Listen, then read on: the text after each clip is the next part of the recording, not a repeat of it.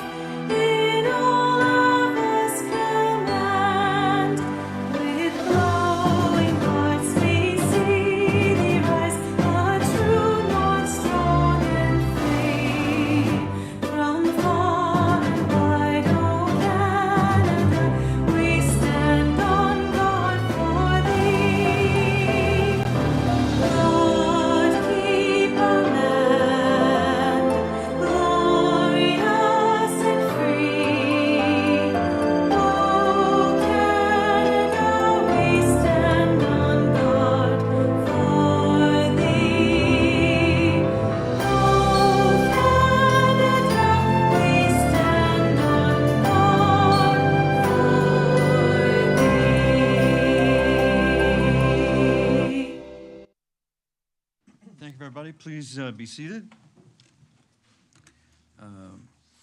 In 1820, Indigenous people here began welcoming settlers from all over the empire. Soon they were helping slaves escaping from the U.S. to settle here too.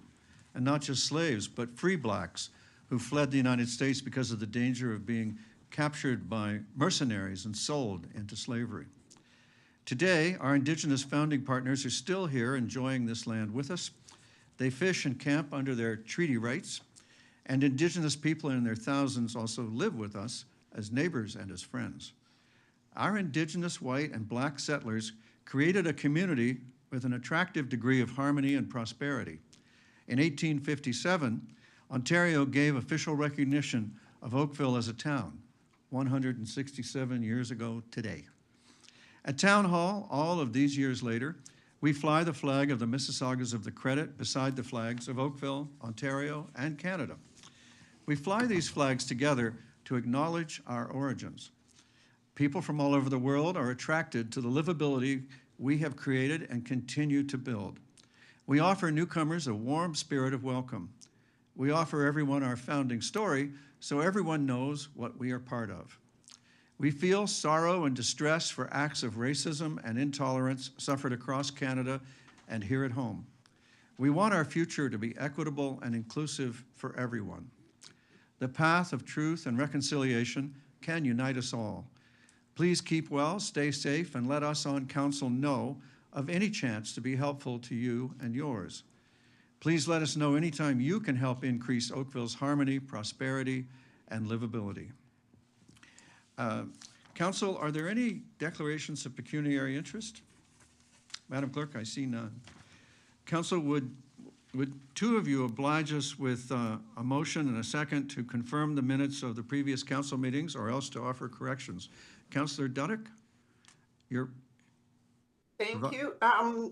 Your worship, your camera's not on, just so in case you were wondering.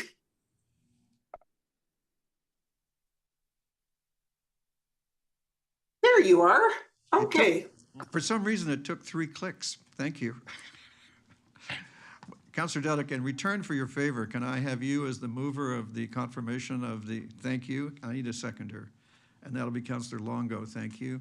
Any objection? There being none, the minutes are adopted. The standing committee report for the minutes of the Committee of the Whole workshop from May 13th are, I'll just check to make sure. That was, and all the other reports, is that included in your motion, Councillor Duddick? The 6.1 and 7, or 6.1, I mean? Thank you. So we'll move to resolving into Committee of the Whole. We need a mover and seconder to resolve into Committee of the Whole. Councillor McNeese and Councillor Grant, thank you. Any objection?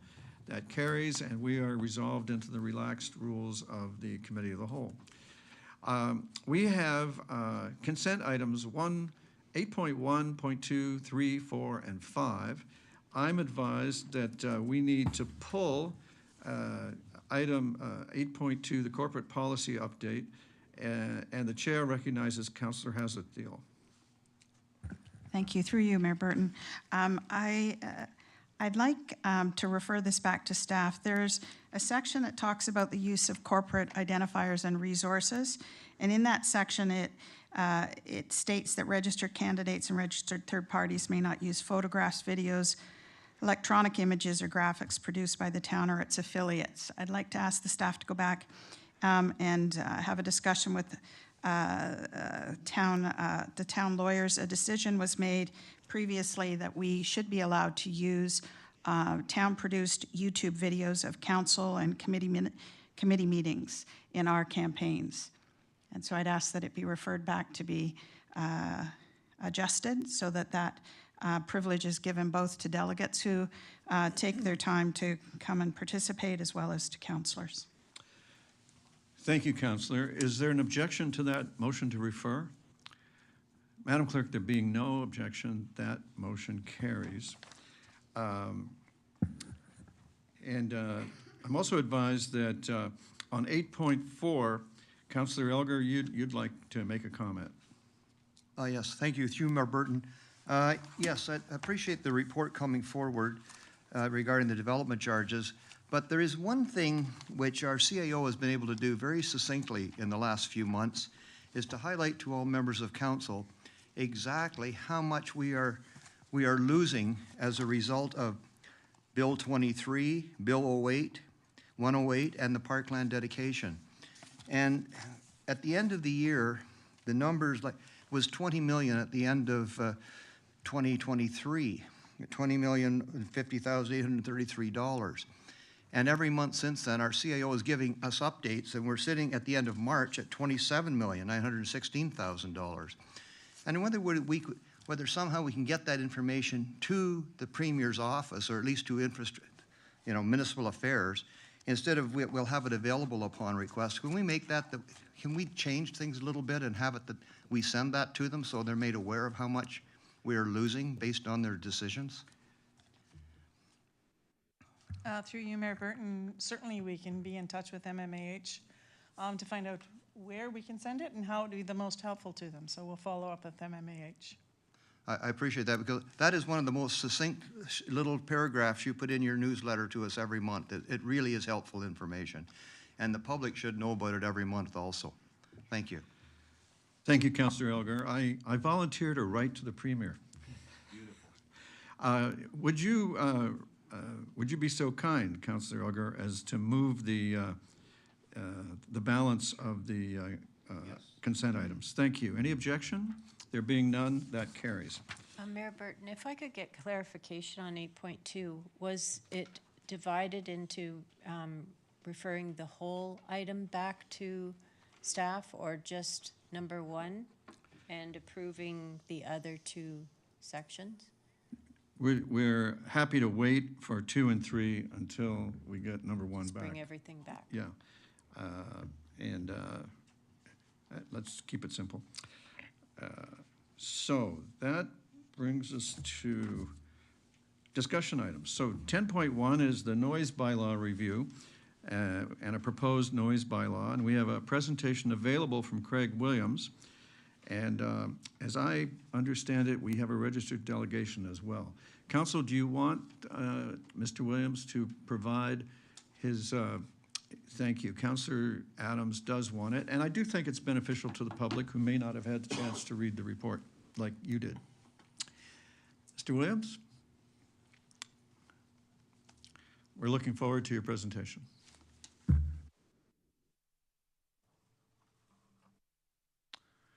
Thank you, Mayor Burton, members of council, and good evening. Before you this evening is a draft of the proposed noise bylaw. Staff have prepared a brief presentation that will cover some of the changes that have been made as a result of the last round of public consultation. Next slide, please. At its planning and development meeting on December 4th of 2023, council instructed staff to engage in further public consultation to seek input on the draft noise bylaw and report back with a final version. Staff conducted its initial public consultation in April of 2022, which helped shape the direction of the noise bylaw. In February of 2024, the draft noise bylaw was made available for review and was the subject of a second round of consultation, which resulted in several amendments being made to the bylaw. Next slide, please. A brief overview of the results demonstrates that the public interest in this topic remains strong, but there was a drop in participation to 847 responses. The initial questionnaire conducted in 2022 elicited 1,472 responses. Included in the most recent questionnaire were 400 individual written comments. Common concerns included noise from construction, motor vehicles and motorcycles, fireworks, and domestic garden tools. Next slide, please. There were many great ideas that were offered within the 400+ written responses that staff reviewed. Many of these responses included very detailed information, such as start and stop times for a variety of noise sources. Many of the opinions offered were competing with one another. For example, some wanted music be permitted later in the evening, some wanted it to finish earlier, and some went so far as to detail specifically that they wanted lawnmowers not to be permitted during the dinner hour of 6 to 7 p.m. so that they can enjoy a quiet dinner. While all of these have merit, they may prove challenging to implement. As indicated in this slide, a bylaw that is excessively detailed and complicated, containing numerous specific provisions and stipulations, will only frustrate and challenge the average resident to understand. Next slide, please. Initially, there were three main principles that anchored the review and update of the bylaw. They were noise reduction, fiscal responsibility, and customer focus. Under the noise reduction caveat, staff have proposed a reduction to the allowable hours for non-permitted residential construction. This means minor construction for non-permitted projects at a home without any need for a contractor or a permit, from 9 p.m., which is current, back to 7 p.m., which will now align with all other construction noise timelines. Permitted music levels are also reduced by 5 decibels down to 50 decibels from the current 55, which is the same as the general daytime quantifiable limits for all other noise sources that are subject to a noise limit. Interior noise levels for residents living with a common party wall, such as those in condominiums, apartments, and row houses, will enjoy a much lower daytime threshold for allowable noise from sources such as stereos or TVs. Under fiscal responsibility, staff were able to significantly reduce the investigative time required for measuring steady state sounds such as those from air conditioner units and pool pumps. Staff also ensured that what is being proposed in the bylaw can be enforced with the current resources that are available. And lastly, a customer-focused approach guided staff when they looked at reducing the complexity of the bylaw by creating a distinction between noises created from industrial sources and those created by residential and commercial sources. Staff made aligning noise thresholds a priority as it promotes consistency and ease of understanding. And lastly, the noise exemption process was thoroughly reviewed and enhanced to better serve the public. Next slide, please. Based on comments received in the survey and in person at the open house, staff are recommending that the daily permitted hours for residential renovation more closely mirror those of general construction noise, primarily based on the elevated impact of tools permitted in construction, such as generators, pneumatic tools, air compressors, and vacuums. This change will enhance the consistency and understanding of the bylaw while assisting staff in enforcing the regulations. And an example of this will be staff will no longer need to determine whether or not a building permit is required before determining what the actual cutoff is, whether it's a 9 p.m. cutoff or a 7 p.m. cutoff. It's all going to be at 7 p.m. All construction noise associated with residential renovations will have the same time limit. The only difference between residential renovations and general construction is that residential renovations will still be permitted on Sundays, where general construction will not. Domestic power tools that are associated with yard maintenance, such as trimmers, leaf blowers, and lawnmowers, are not defined as construction equipment and continue to be permitted until 9 p.m. Construction equipment is defined as equipment that is used during the act of construction. The rationale behind keeping the use of garden equipment to 9 p.m. and reducing residential renovation to 7 p.m. is found in the urgency of the tasks. Construction projects that are initiated by a homeowner, such as building a deck or a small shed, are discretionary in nature and the completion of the project is not subject to a defined timeline. Lawn care and maintenance, such as keeping one's lawn under 8 inches in length, is a requirement under the Town of Oakville's lot maintenance bylaw. Major construction projects are impacted by many factors with speed to completion being directly correlated with profits. Public complaints regarding construction led to a review of the fines and determined that there was a need for increased deterrence, with fines more reflective of the value of the projects. Next slide, please. Domestic power tools, such as leaf blowers, are a broad category that are defined within the Provincial Noise Guidelines, MPC 300. The guideline informs us that these devices are not considered a stationary source of sound and are normally addressed in a qualitative manner. Staff are not recommending any changes to this category.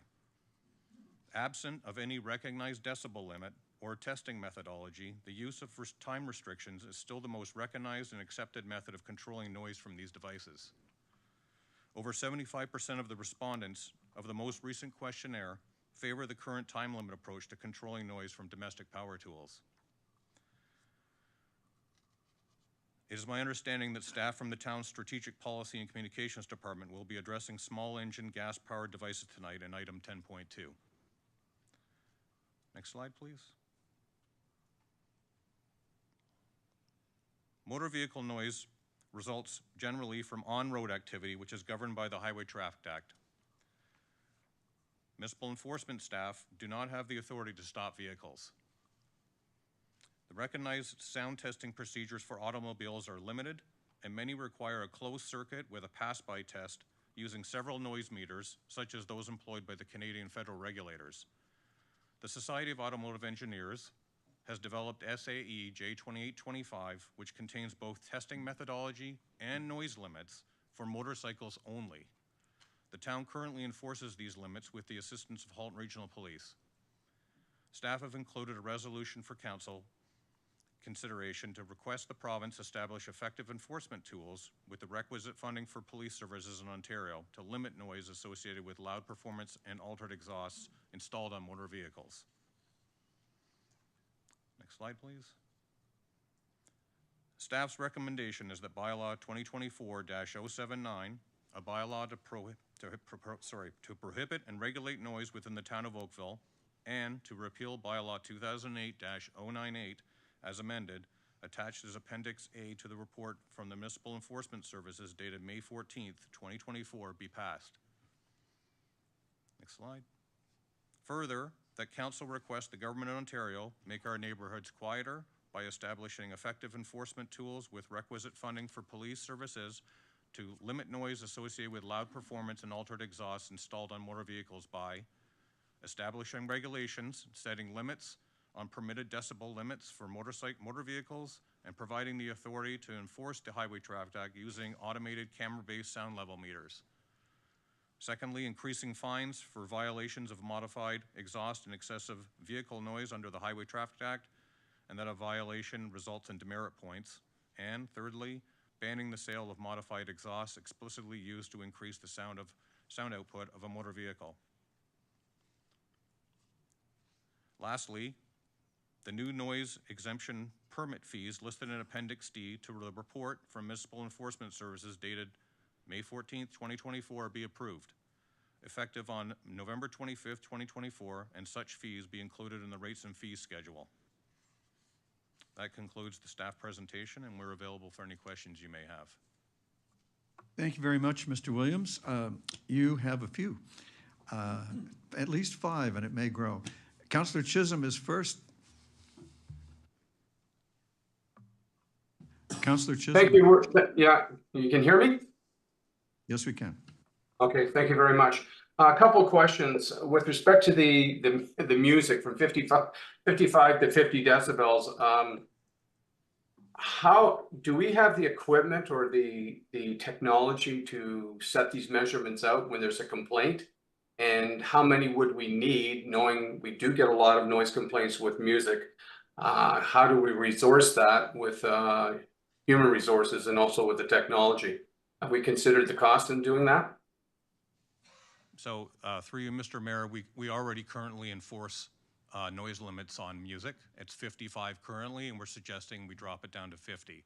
But when we have a complaint, we have the meters available, we have the staff trained up, and we're able to handle the volume of complaints that we currently have with regards to music, TV, stereo played. So when an officer arrives at a location or an address and there's no music going on, what happens then? So typically in these investigations, it's you're working as a mediator between both parties. Someone wants to be able to play their music, and someone doesn't like how loud the music's being played. And so typically there is a collaborative effort between neighbors where they'll turn their music on. We'll do without prejudice reading of it to say, okay, that is at 55 decibel. You can't go any louder than that, or you would be in violation. I mean, typically most residents want to comply with the bylaw, but they don't know what the limit is. So in a lot of cases, all we do is go out, take the reading, establish a limit, and then show both residents that this is the allowable limit and this is where you need to reside with regards to the volume of your music. We rarely lay a charge on that. It's typically the participation of both parties, and we find a resolution that's acceptable to both. That is generally what we use the noise meter for in those instances.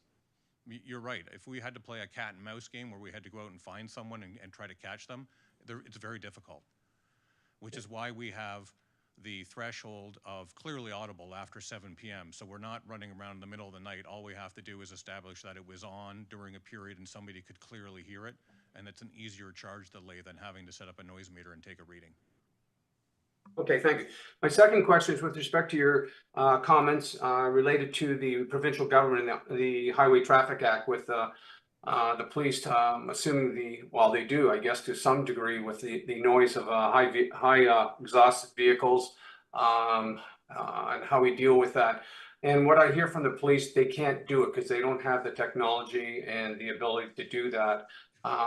Now, with the idea of making this an issue at the province, is it on the province's agenda or template anywhere to deal with these issues? Is that top of mind with them, or is it just going to be buried down in their agenda? Well, through you, Mr. Mayor, I have no idea where the province's agenda on this is. That's interesting, because reading the report, I understand it within the realm of our authority what we can do. So all we've done is done some house cleaning and fixing up the times and getting them in alignment and increasing the fees. That's all I see out of this report to my readings. However, I understand the research that's been done on this, but I think the big issue is, and I don't know, and I would probably relinquish this to council and how we deal with this with the province, because it is an issue. And it might not be an issue in other municipalities, but for some reason, especially in our ward, we have a high volume of noise complaints with the excessive exhaust of cars and high performance vehicles. And the police, hands are tied. They can't really do anything with that. I know they do with the motorcycles, but with the cars, it's a real issue. So thank you for the report, but we still got major concerns about the high performance vehicles and exhaust and so forth and how we deal with that. And if the council and municipality can't deal with it, the province has to. And I implore the province to move on this, because it's getting more and more of a challenge and an issue in our municipality. I'll just leave it at that. Thank you. Thank you, Councillor. Councillor Haslett-Deal. Thank you, through you, Mayor Burton. Thank you for the report. I just want to make sure I've got a couple things really straight. On Sundays and on statutory holidays, if I have a building permit and I am building a house or doing a major renovation, I am not allowed to work. Is that correct? That is through you, Mr. Mayor. That is correct. Okay, so the alignment is around 7 to 7, but we are maintaining that we're not going to have hammers and big machinery operating on Sundays and statutory holidays. Thank you for clarifying. I just wanted to be crystal clear. In terms of the noise exemption permit process, I appreciated the name change, et cetera. Will it still be a 2-week turnaround for somebody who wants to have an event and wants to survey their neighbors to get agreement that they can have an exemption.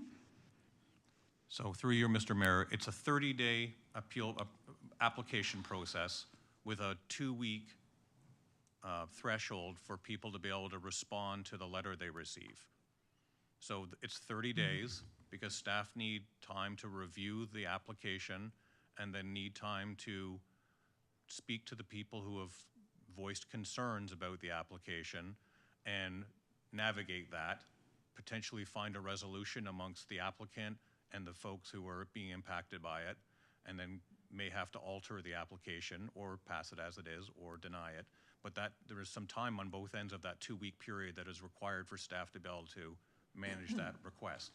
So it's a 30-day request, 30-day application minimum. So if I apply July 1st, I better apply by July 1st if I want to do something by the civic holiday in August. That is correct. And are there ever exceptions made to that? Through you, Mr. Mayor, so we have an expedited version of this.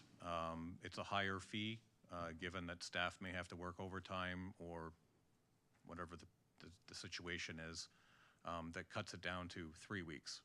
But the minimum 2 weeks is part of our policy in terms of notification to the public. So that has to remain. Okay, so if everybody in the neighborhood agreed and signed off, it doesn't get any faster than the 2 to 3 week period. 3 weeks is what I'm hearing. I mean, through you, Mr. Mayor, if the staff member is available and they can accommodate a 1-day turnaround on something that has full agreement from all neighbors, then potentially it could be fast-tracked even quicker. Okay, But I don't want to, tell you that that's a possibility without, and put staff under that sort of, it's 30 days for a reason, because there are only 2 officers that deal with these. And so they have to have time and availability to be able to look at all these applications and respond to all the concerns that come in from the application. I appreciate that, and as graduation season is upon us, I thought I should ask, because I'm sure if you haven't asked for their exemption permit. That's it for me. Thank you, Mayor Burton. Thank you, Councillor. Councillor Elgar. Thank you very much, through Mayor Burton. Thanks for bringing this forward. I guess a little more clarification on outdoor event permits. They've got a location where it didn't used to be a problem, but in the last couple of years, there's been a lot of events by DJs in the open air. And how long can they play music until, and what is the decibel level again? And I think a lot of the residents have been sending online requests in, but nothing seems to happen. The here afterwards has been resolved, and that's until the next one happens. So through you, Mr. Mayor, if you can just qualify for me what time of day you're talking about, because we have noise limits up till 7 p.m. that have to be adhered to. And then after that, we have a clearly audible clause found within unreasonable noise, and that becomes a little more restrictive. So typically, if you have, whatever location has a DJ on it, if it's during the day, they either apply for a noise exemption permit and get exempted from our noise bylaw, or an officer, we've put a new provision in the bylaw that basically stipulates that if noise is being heard in the street off of a property, that is considered an offense if there's no noise exemption in place. So there's no requirement to go to an adjoining property any longer, to go to someone's backyard and take a noise reading. An officer can show up on a city street, and if they can clearly hear the music being played and there's no permit, then that is an offense to the bylaw, and they can go in and issue an order to comply immediately, lay charges, take whatever action is necessary to shut down the music. That has also been put in the bylaw, where the officers are now empowered, such as property standards, and can take immediate action to remedy whatever offense is taking place on the property. So would that be during the afternoon also, or is that just after 7 o'clock at No, night? it's any time during the day.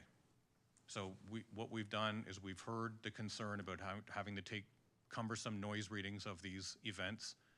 And so a new provision has been put on the bylaw that stipulates that any noise that enters onto a city street, city property that can be clearly audible and is likely to disturb inhabitants. It has to be both. It can't be like quiet music. We're not gonna just go out and shut down something that's very muffled. But if it's a loud DJ type event or a band and it's disturbing people, then the officers have the right to go in and tell them to turn it off and then take action if they don't. So would my action be to send it off to Selena? And then you would look after it? You mean a concern? Yes. You could actually phone that in at any time of day to the towns, or even call the police, and they would dispatch an officer. Our mobile compliance officers can take action on that section of the bylaw. They don't have to be trained in taking noise readings. They can go out and actually just audibly hear the offense and take action at that time. So it's 24/7 coverage on that. I appreciate what you're saying. I am going to send that clip off to a few individuals. Thanks very much. Thank you, Councillor. Councillor Adams. I wanted to thank our staff for the review and work that they did with respect to the automobile noise issue. The emission of noise has been an ongoing problem for many, many years. It's not new by any chance, but it is one that has in recent years come to greater concern among residents. And I know that adjacent municipalities have cited the same problem, and I'm certain that the noise associated with the automobiles is also one that attracts concern about speeding as well. That the two kind of go together. When you hear the car, you think it's going fast, and they probably are. But in any case, I want to thank you for the review of that work and noting it to the province. I hope that the province takes it seriously and takes a strong action on it, because I think it would help all of us deal with this problem that's an aggravating one for so many people. And I know that we're not the only municipality citing it. The only question I have for you, is there a way of having this material provided to our adjacent municipalities so that they can back us up on this request? I'm pretty sure Mississauga has already done that, but I don't have a listing of every municipality in Ontario that probably has, but it would be great if we could get some backup from our sister cities around Ontario. Councillor, to assist Mr. Williams and Council, I volunteered to distribute this to the Big City Mayor's Caucus and to every member of AMO. Thank you so much, sir.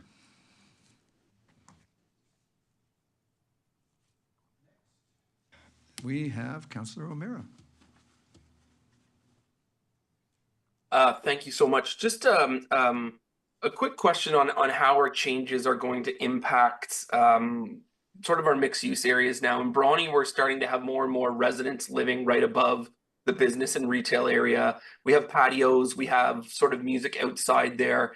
And there's this constant battle between, no, this is a residential area, and no, this is a retail area and a commercial space in the evening. So how are we mitigating that? How are we allowing some music on a patio into the evening, maybe at 7:38, or like what are the lines that we're drawing here with regards to mixed use areas and that we're going to start seeing more and more and more of? So through you, Mr. Mayor, if the receptor property is residential, which I'm assuming you're talking about, then regardless if it's coming from another residential property or a commercial property, 7 p.m. is the threshold for clearly audible.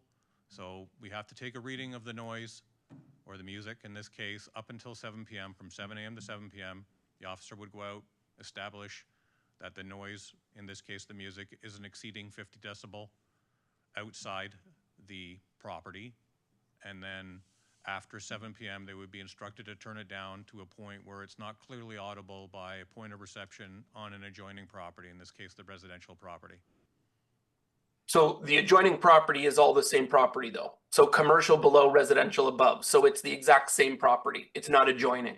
So how are we addressing that? Well, through you, Mr. Mayor, I'm suggesting is an adjoining property is a residential that's located above a commercial.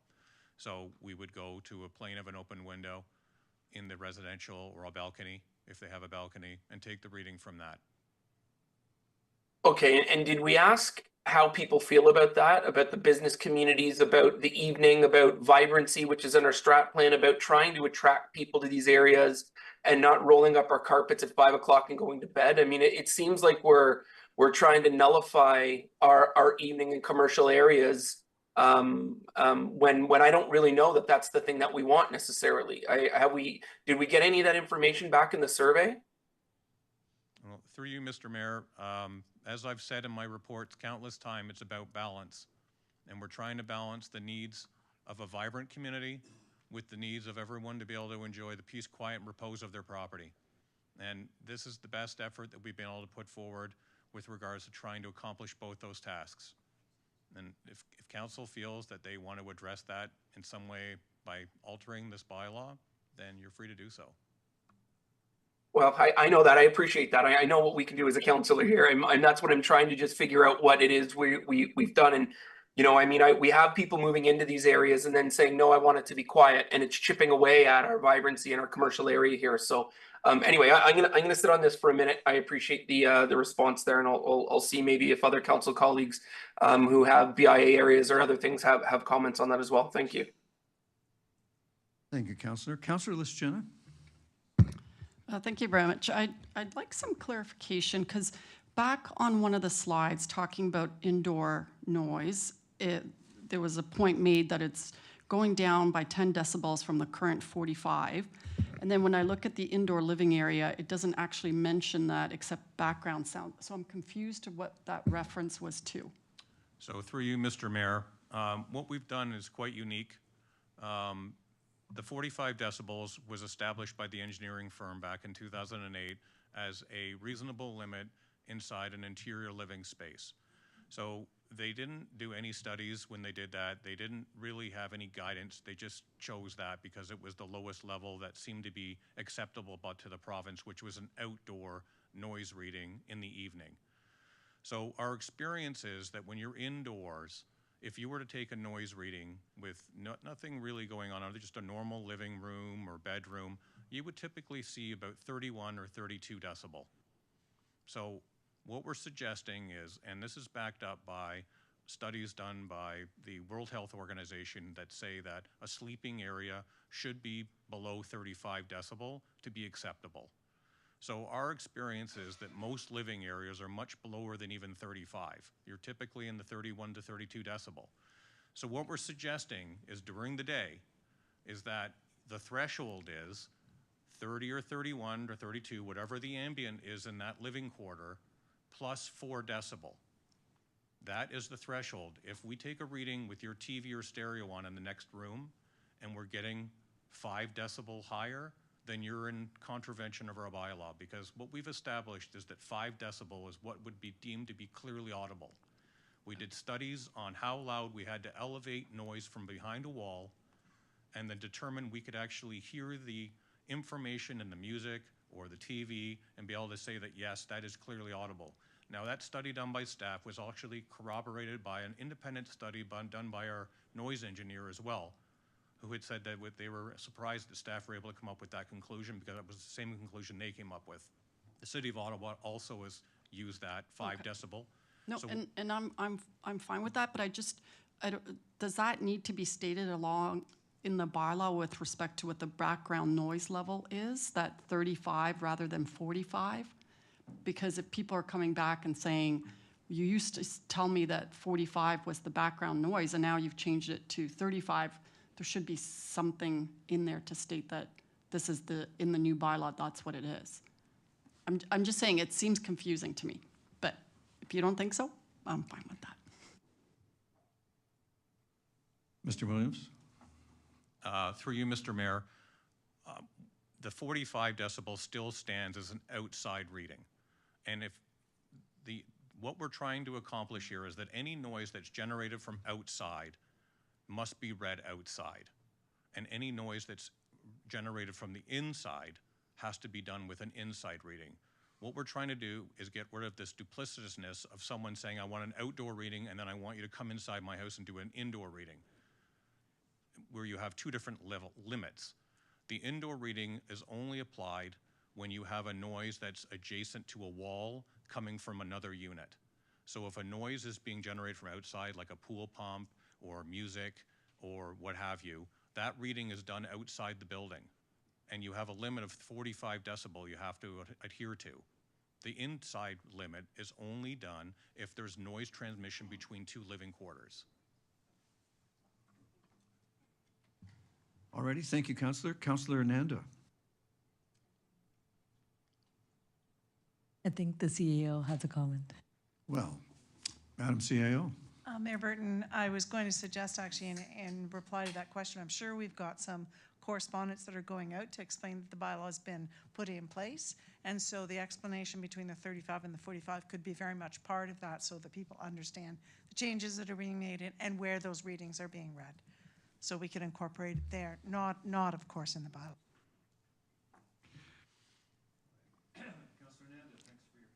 Thank you. Thank you. Through you, Mayor Burton. Thank you so much for the report. I had a question on the construction noise. So construction noise or renovation is not supposed to start till 7 a.m.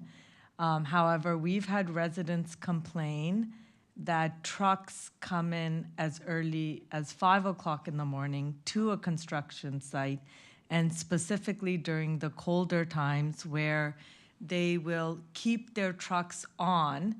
So that noise level actually wakes up residents and is loud enough to be disruptive, and it's before 7 a.m. So we were asked by our residents, should they not be coming in right at 7 a.m.? So through you, Mr. Mayor, the short answer is yes. We have several provisions in the noise bylaw, including delivery of goods, which wouldn't be permitted before 7 a.m. So that provision could be applied. Potentially the construction noise, if it was like a dump truck or a mixer, that was what part of that is, we consider that construction equipment. So yeah, there is provisions in there. It's just a matter of being able to have an officer attend, witness, and then lay the charge.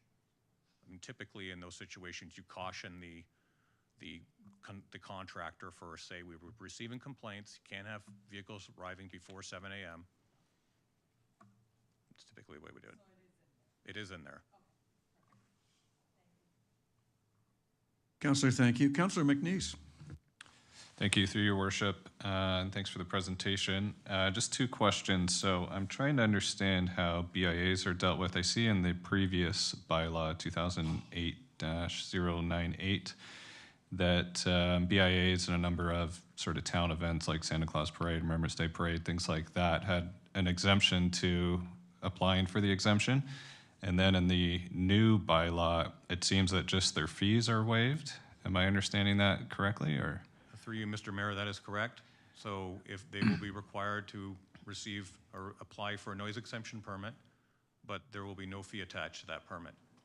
Okay, and then is it sort of more expansive in the new one because it states nonprofits, charities, BIAs, a couple other things?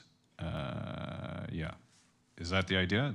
Through you, Mr. Mayor, yes. We were trying to consolidate as much as we could because we had named every single event in the old bylaw. And you know, if we had to add a new bylaw, a new event, then we would have had to ask for an amendment to the bylaw to include that. So we're trying to consolidate all of these events, whether they be charitable events, BIA events, nonprofit events, under this umbrella, and then, but they still need to require to apply for that noise exemption permit so that everyone has an opportunity to know what is going on. And then, but there is no fee attached to it. So and that would be for each event, like even if it's a weekly event? Well, through you, Mr. Mayor, if it's a weekly event, they can apply for a 6-month exemption. 6 months. So, and that can be renewed at the end of 6 months. So if there was a situation where they had, you know, a farmer's market every weekend or something and they needed to get an exemption, then there's a potential there that that could be done with one exemption over a time period. Okay, but so each series of events, so there'd be a lot of noise exemptions going out for an organization like a BIA or potentially a Legion or something like that. They'd have to be put in, and they'd have to do it 30 days in advance as well? Through you, Mr. Mayor, that's correct. Okay. think maybe some of my other councillor colleagues may have some feedback on that as well. I'm going to switch over to Councillor O'Mara's comments just on the mixed-use areas. Do we know at, say, downtown Burlington or Port Credit, these kind of vibrant mixed-use areas that have ground floor commercial with residential above, what noise, what decibel level they're allowing and until what time? So through you, Mr. Mayor, cities like Mississauga don't have decibel readings right now. They have no thresholds. Burlington, no noise thresholds. They don't take noise readings. They're looking to adopt noise readings. Oakville is one of the most unique communities in Ontario that have a comprehensive noise bylaw that has noise levels. Our staff are trained and are able to do that. But most communities don't have the trained staff or the ability to take noise readings. They simply use clauses like likely to disturb the inhabitants. I mean, part of my concern as Councillor Mara is we're pushing vibrancy, outdoor patios, things like that. You almost have car noise that would be louder than, you know, someone playing music to help create that vibrancy on a patio in some of these mostly business areas. Okay, I'm gonna sit on that, but I see a few other councillors may have some comments on that. Thank you. Councillor O'Meara may even have new comments on that. Councillor Giddings is first, though. Thank you, Mr. Mayor. Through you, similar to Councillor O'Meara and Councillor McNeese's concerns, there's a concert at Town Square, and without benefit of a permit, one of the residents facing Town Square could have them shut down as a result of the music or the decibel reading. Through you, Mr. Mayor, that is correct. And so with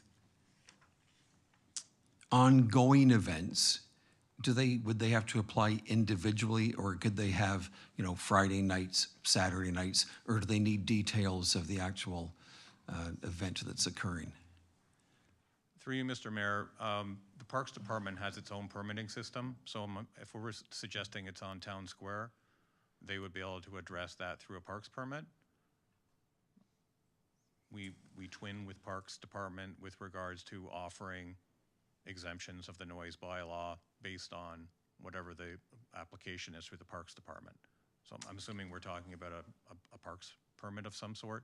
Right, and so if they move down the street to a sidewalk or something that isn't considered under parks and open space, they would have to revert to the other commercial permit. They would, through you, Mr. Mayor, they would have to get a noise exemption permit, yes. All right, yeah, I guess Councillor McNeese summed it up well. We've got constant complaints over motorcycles and cars driving along Lakeshore, and yet we can't enforce that, whereas we're gonna insist that the entertainers pull a permit. Not being critical, I'm just trying to figure out for myself how we can bring balance to this. Councillor, Mr. Williams has stressed to us that the Highway Traffic Act, that, you know, it's not, we don't have the authority there. No, I understand.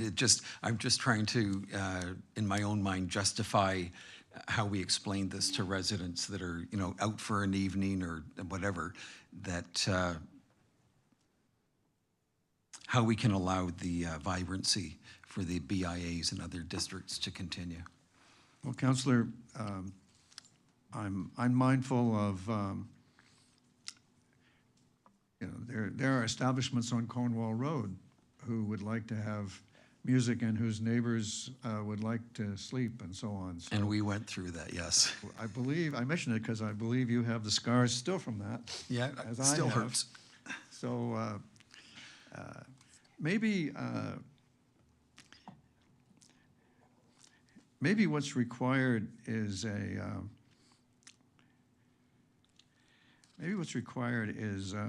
further study of how to deal with, pick your choice, mixed use areas, or, as is more likely the matter, BIAs. And if you were to choose that route, a request for report might be the appropriate instigating measure. And in the meantime, the noise bylaw could be updated for all the other benefits that it brings. Great advice, and I look forward to further comments from Ward 1 and 2 with their BIAs. Thank you. Well, you're about to get your wish from Ward 1. Welcome back, Councillor O'Meara. I think I have a first timer before I go to you, and under our rules, I should try to remember that. Councillor Knoll is next. Thank you, Worship. Thank you for the report. I have a couple questions. First of all, a story. A few years ago, we had a developer in Ward 5 that I almost daily violated the noise bylaw, and it probably led to the early retirement of Jim Barry. But more importantly, it became what happened is it became a cost of doing business for that developer. It was cheaper to pay the fines than it was to delay the construction. So I noticed that there are progressive fines in this report or in this bylaw up to $1,000 for a third offense. What happens after that? Does it kick into the SPPA and go to a court? How is that managed? Through you, Mr. Mayor. So yes, they could issue a Part 3 summons and take them to court for significantly higher fines. Maximum fines can range up to $25,000. And at what point can you do that? You can start right from the first charge. You don't have to lay like a Part 1, right, or in this case an AMP. You can go right to Part 3. Okay. Depends on if there's been warnings before. You know, there are a lot of mitigating and aggravating circumstances that the officer would consider what course is the best course of action to take. Curious, in this particular instance, I don't know whether it's because the bylaw was weaker at that point or not, but we could never get around that. It never happened. And this developer was allowed to continue this with impunity, literally to the day the development was completed.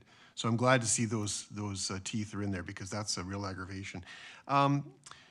You say there's no cost of application fee to charities and nonprofits that are holding events like RipFest or any of these sorts of events in the community. What about the cost of actually giving notice? Because I know that depending on where the, I believe there's a 250-meter notice radius, is that correct? Through you, Mr. Mayor, it's 120 meters. 120 meters. In some areas where it's dense, that can be quite a few households. In other areas, not so much. Who bears the cost of actually, or the responsibility of distributing those notices? Through you, Mr. Mayor, the applicant. Okay, so that would still be a cost back to the charity if that was the case?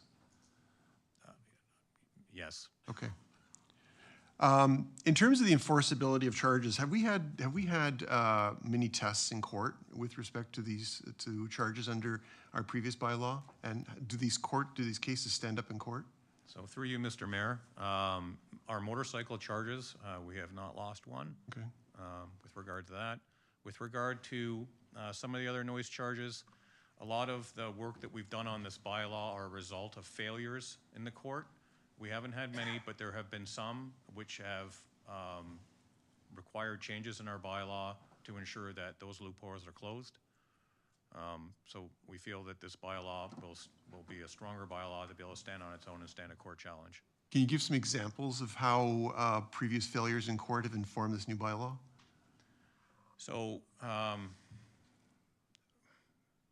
don't really want to get into freedom of information with regards to applicants or individuals who were I'm not looking for involved in it. specifics. I'm looking more of a general response. So some of the procedures we had with regards to our old bylaw were vague in terms of what we were required to capture, how we captured it, and they could have been tested in court. There were instances where we didn't have the appropriate equipment to be able to test things like humidity, wind speed. So those things have been addressed. And we've also tightened up the language in terms of how a reading is taken. So in the past, it just said on the point of someone's property, you could take a reading. What we're saying now is that the reading is going to be specified from the middle of someone's property, 3 meters off the back wall of the building to avoid any sort of reflection. And what we've done to do that is that it avoids bias. What we found was that a resident would complain about someone's air conditioner, and if you were to think of 3 properties, the property in the middle being the complainant, complaining about one resident's air conditioner, but not the other resident's air conditioner. Same unit, same volume, but they had taken their patio and offset it to one side of their property and were complaining about the air conditioner that was closest to them. And what we're suggesting is that biases the person who owns the air conditioner, because this person has chosen to move to the property line, where if they'd moved to the other property line, they would have been complaining about the other person with the air conditioner. We're suggesting that the reading will be taken from the center point of the property, thereby allowing a fairness to both adjoining properties, that they have the same volume levels that they're going to have to adhere to. Okay, that's great. I just came up with a thought during your presentation. I quickly scanned through the documentation to see if it was covered, but let me take you through the scenario of somebody, for example, holding a Sweet 16 party for their daughter or their son in their backyard, and they want to have live music. How would they manage that? They would apply for an exemption as an individual? Through you, Mr. Mayor, yes. Are they exempt from the fee? Through you, Mr. Mayor, no, they're not. Okay, and what would that fee be for them?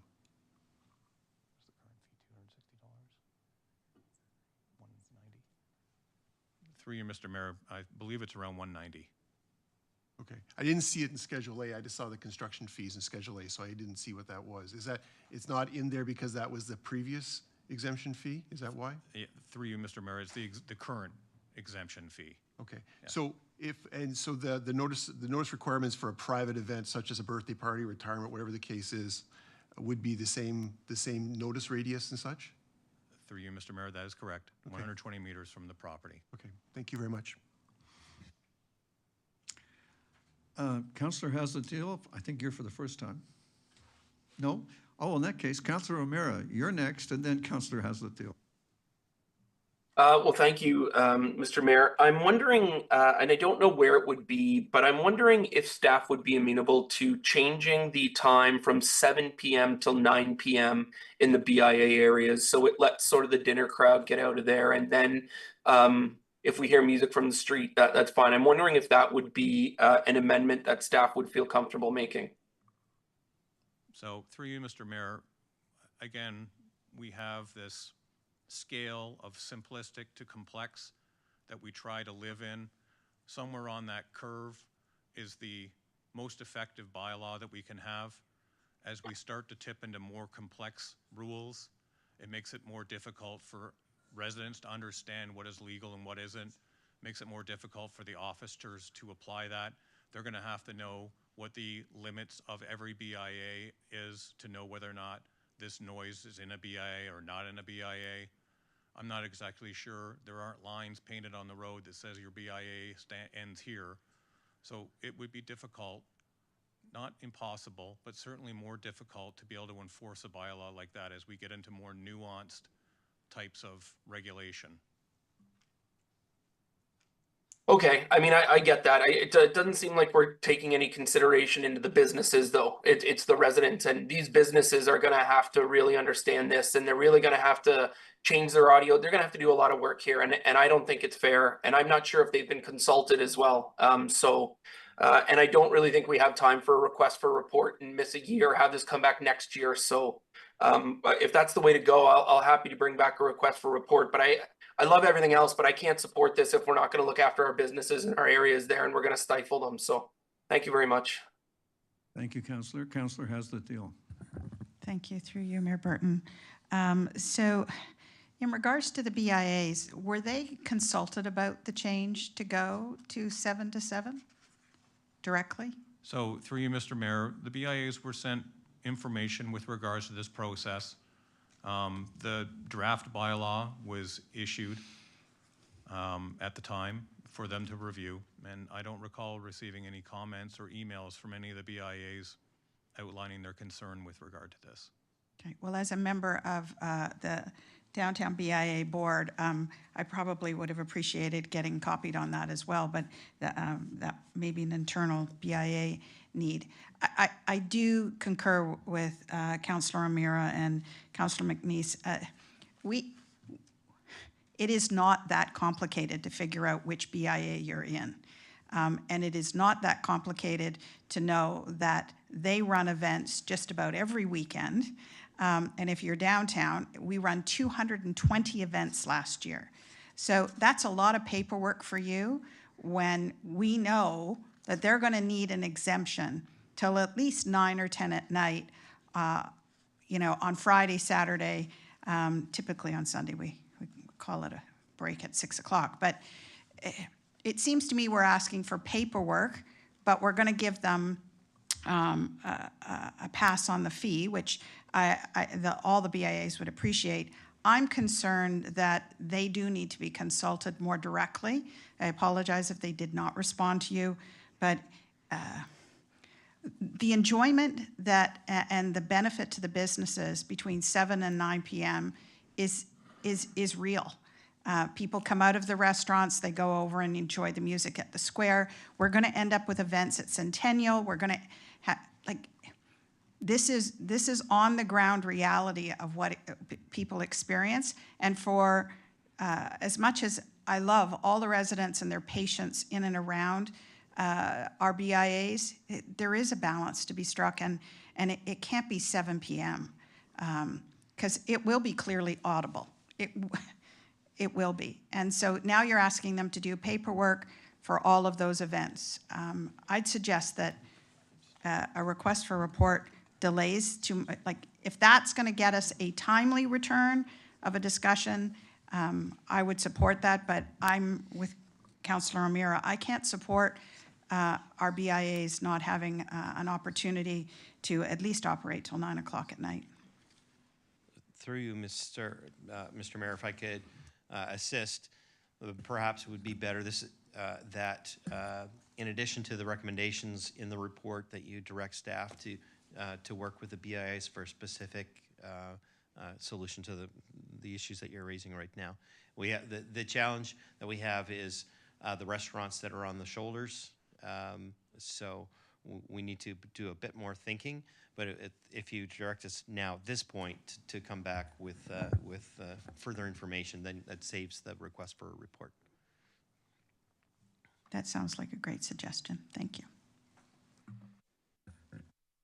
Thank you. Councillor Chisholm, Councillor Grant, and Councillor Knoll. Thank you, Worship. I'm echo Councillor Hester-Teal's comments and Sean O'Meara's with the tying all the BIAs in together. There might be some consideration of not exemption, but might be site specific or specific areas in the BIAs that have a little bit more latitude.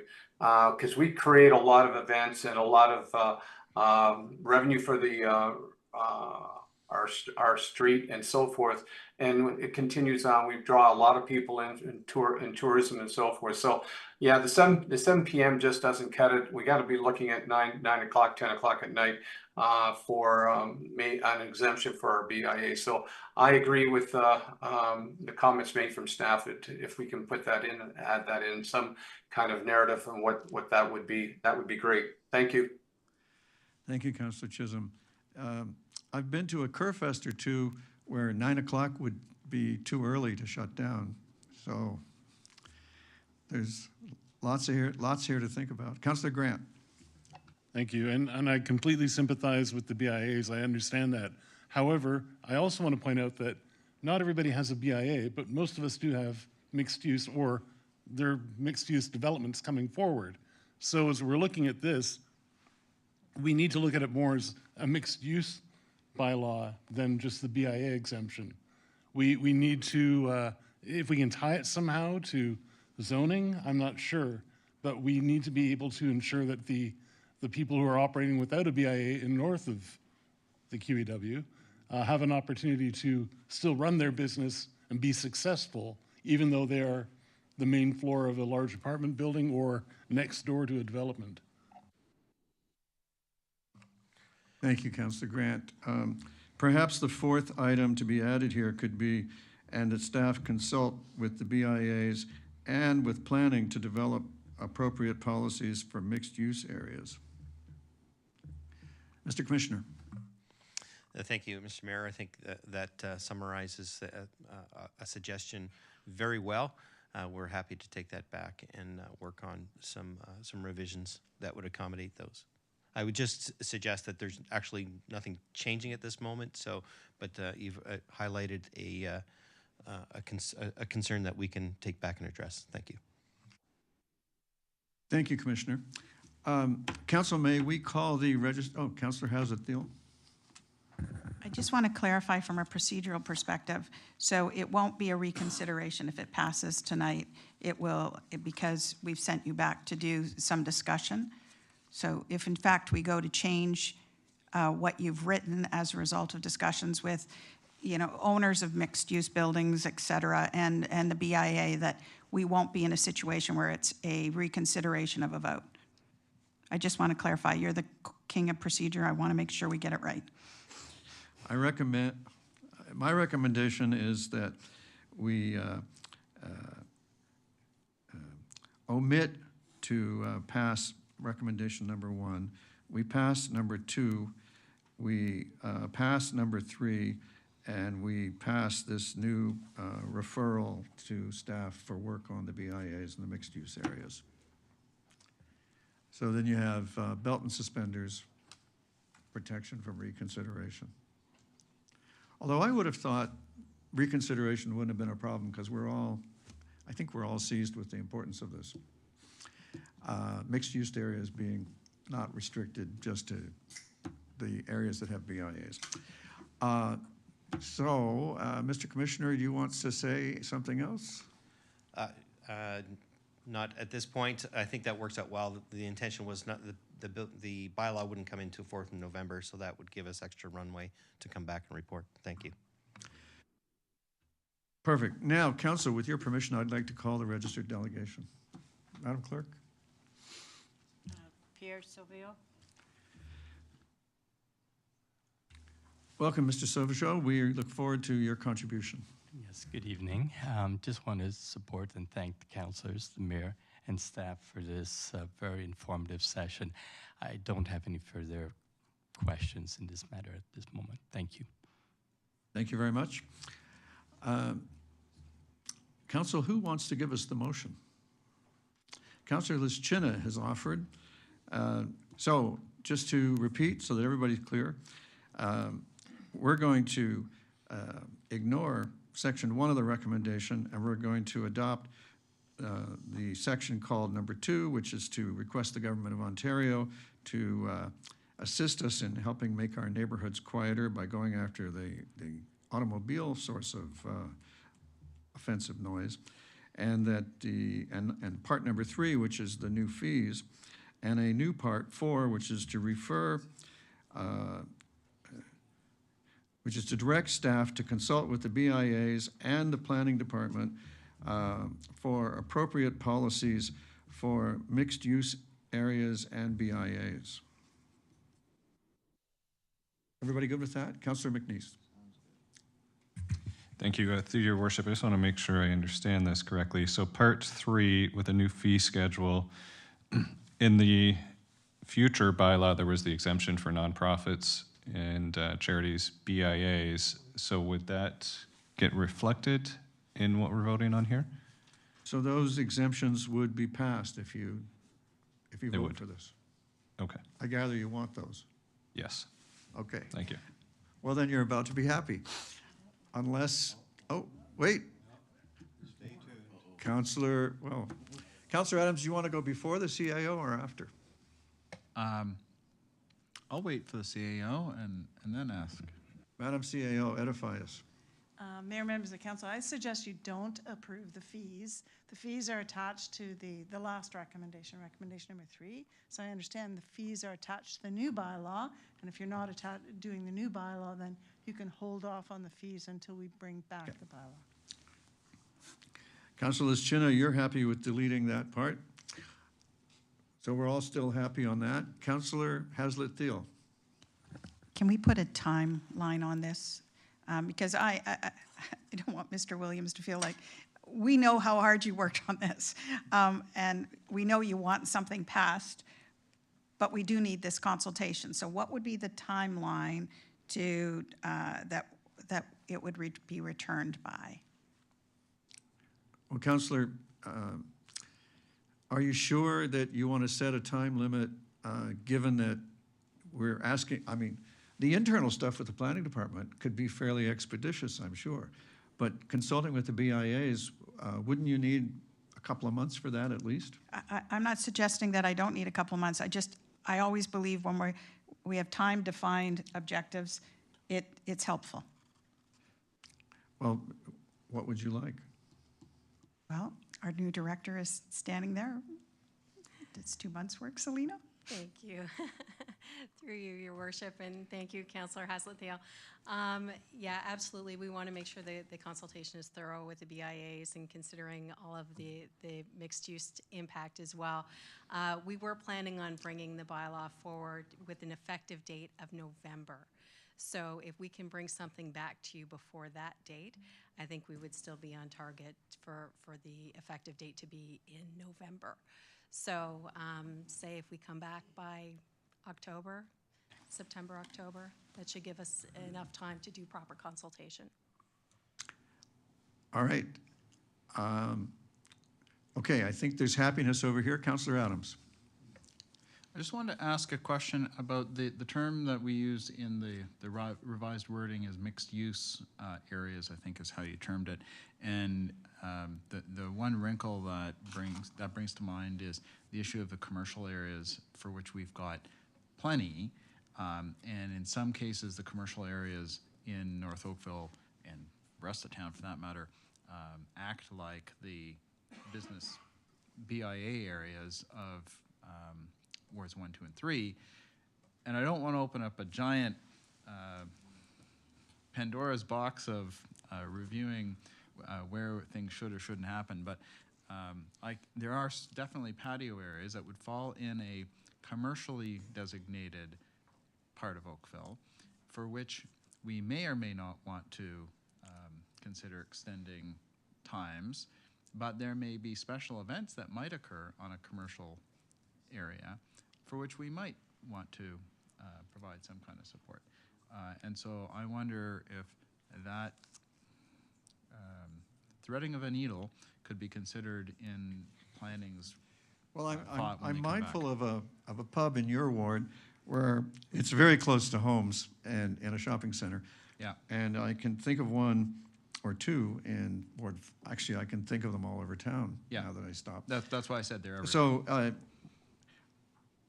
but you need to add to this and commercial areas to get what you want. Yes, that's, I think, what I was trying to get to. But, you know, if the consultation is to go ask pubs in commercial plazas what they want, and they all say, we want music until 10 o'clock, are you at peace with doing that? I think if we're asking pubs that are in mixed-use areas, it's the same as asking pubs that are in commercial plazas. I just hope that we're, you know, anyway, the solution is to add those Yeah, words. I think the solution is to ask, and if the answer is, we're not comfortable having pubs open until, with music until 1 o'clock in the morning or something on a regular basis, because it's problematic for neighbors, then we need to consider that. But on the other hand, if a commercial plaza is going to have a really great event for the community and they're hosting it on their plaza, that's a different matter.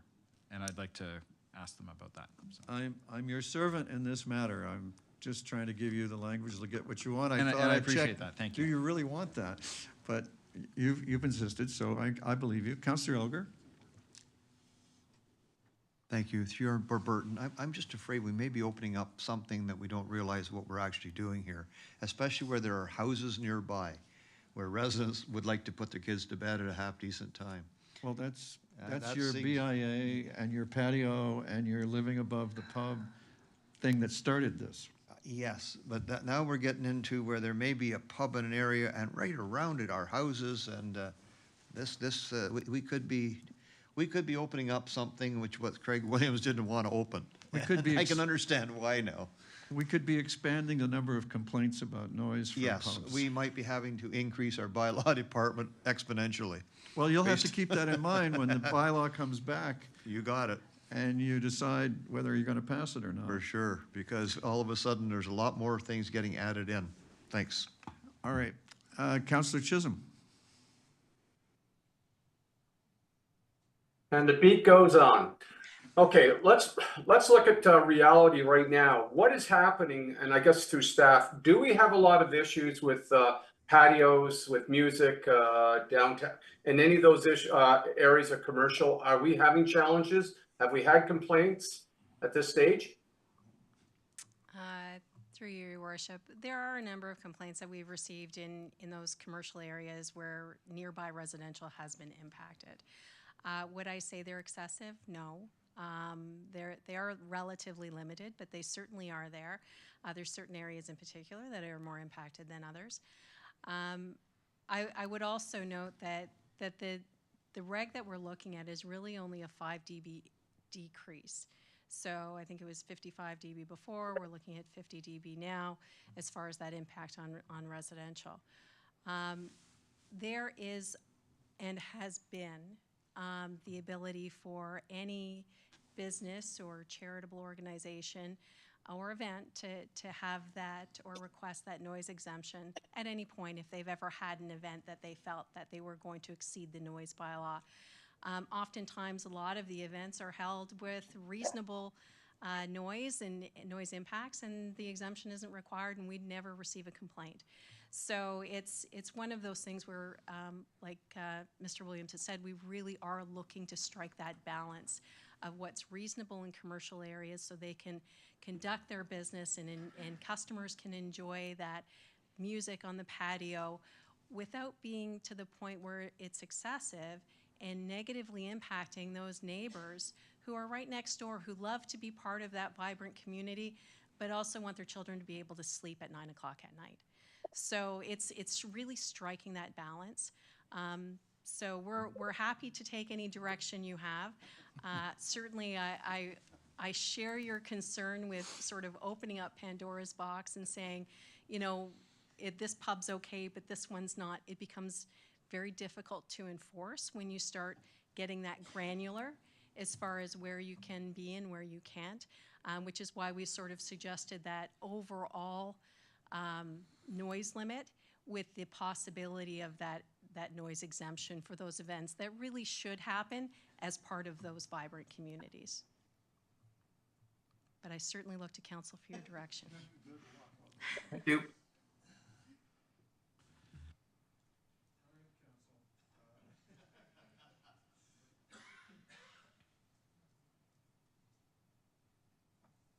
Yeah, I turned it off so I wouldn't say anything. All right. What do you want to do, Council? We have a motion by Councillor Chinna that Council make the request indicated of the Government of Ontario about automotive noise, and that staff be directed to consider and bring back to Council.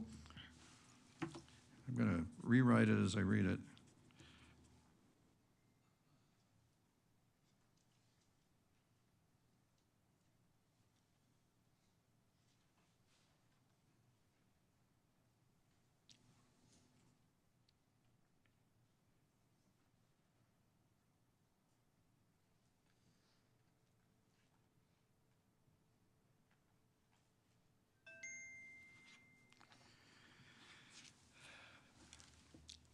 That staff consider and bring back to Council options for commercial areas, BIAs, and mixed-use areas.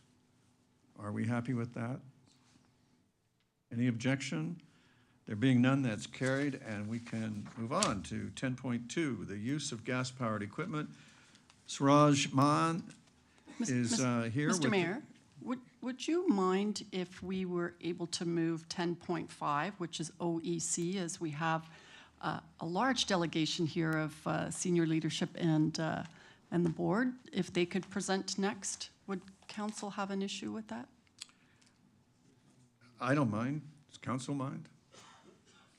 Well, let's move, if we're going to do that, you have essentially the same type of business for the Municipal Development Corporation and the Enterprise Corporation.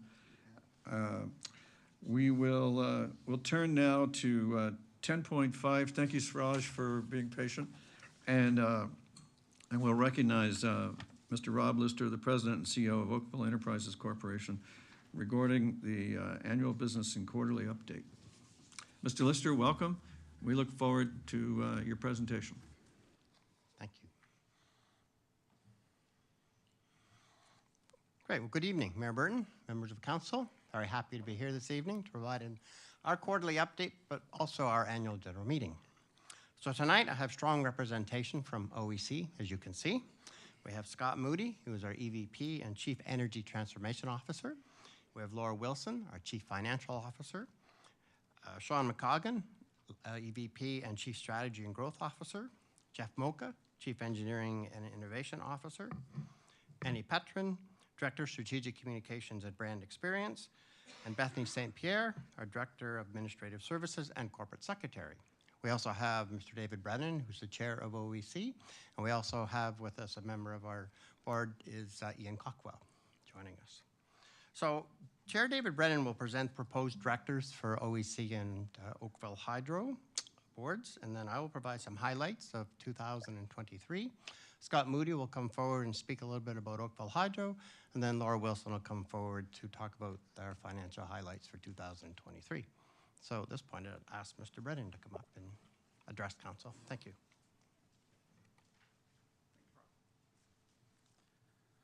Through you, Mayor Burton. Good evening. I've got basically two high-level comments for you and then questions, if any, from you. The first is high level is on structure. If we could have the... I was supposed to speak to the agenda. Yeah. There. So first on structure, what you have, if you've taken a look at this, you basically have two corporations up here. The one, as I'm looking at, I think we're all looking at, on the left, OEC is the parent company, which the town of Oakville used to be 100% owner of and is now 90% owner of. And on the right is Oakville Hydro, the LDC, the regulated entity, which is a wholly owned subsidiary of OEC. So OEC owns 100% of Oakville Hydro. So what we're putting every year, what we put forward and recommend to you is the directors for OEC, which is the company that you own, and we put forward, as this year, as in prior years, the recommendation for directors for your approval. Now, the directors for Oakville Hydro, those, because Oakville Hydro is wholly owned by OEC, then OEC and the board of directors of OEC appoint the directors on the right side. So that's the high-level comment on structure. Then on an individual level, the second comment is on the left-hand side, you'll see there, since last year when we had the AGM, you've got 4 new faces there. Excuse me. You've got Harold Holloway, Rob Lister, and Ian Cockwell, who are already appointed to the board on a short-term basis coming through the year. This is now their first formal AGM meeting with you. The other new face is Brian Johnson. He is the Enbridge nominee. In the past, it was Michelle Herodance. She has stepped down, and Enbridge is nominating Brian Johnson for that role. On the right-hand side, the new faces there are Janet Wilkinson and Tim Smith. Again, those will be, assuming you approve the board members on the left, then those board members will be appointing the board members on the right. That's all my comments. Happy to entertain any questions.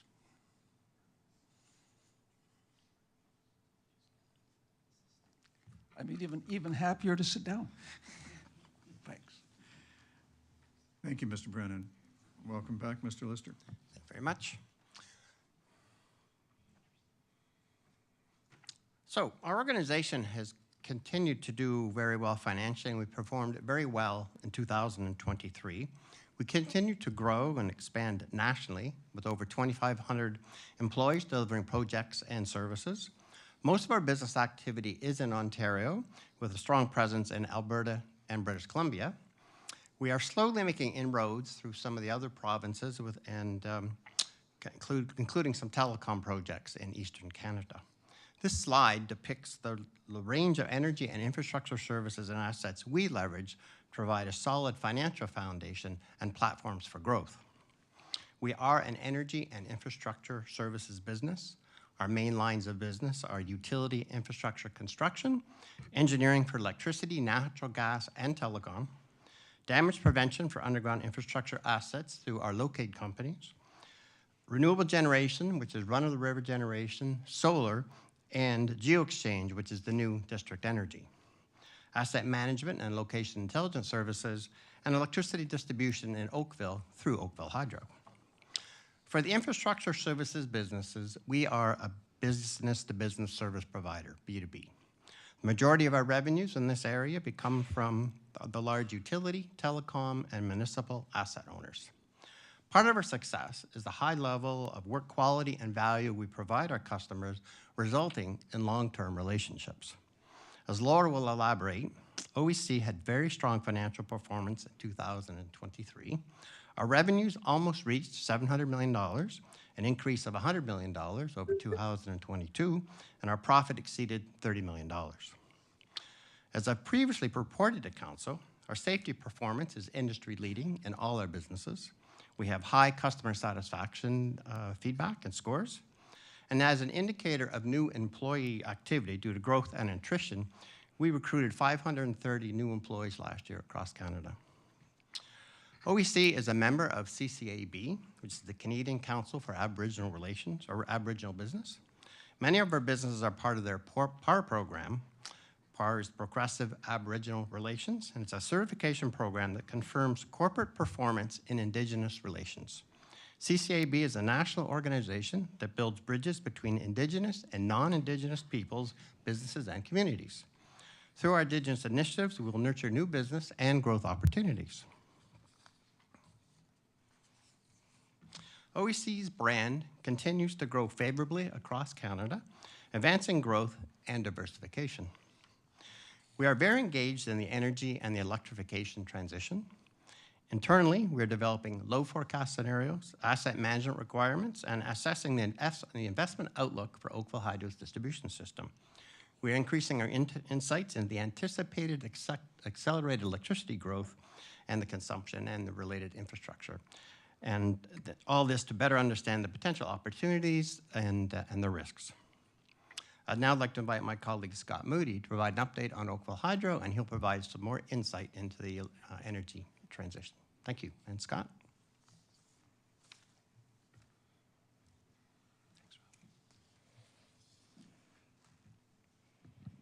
Thank you, Rob. Good evening, Mayor Burton, councillors, town staff.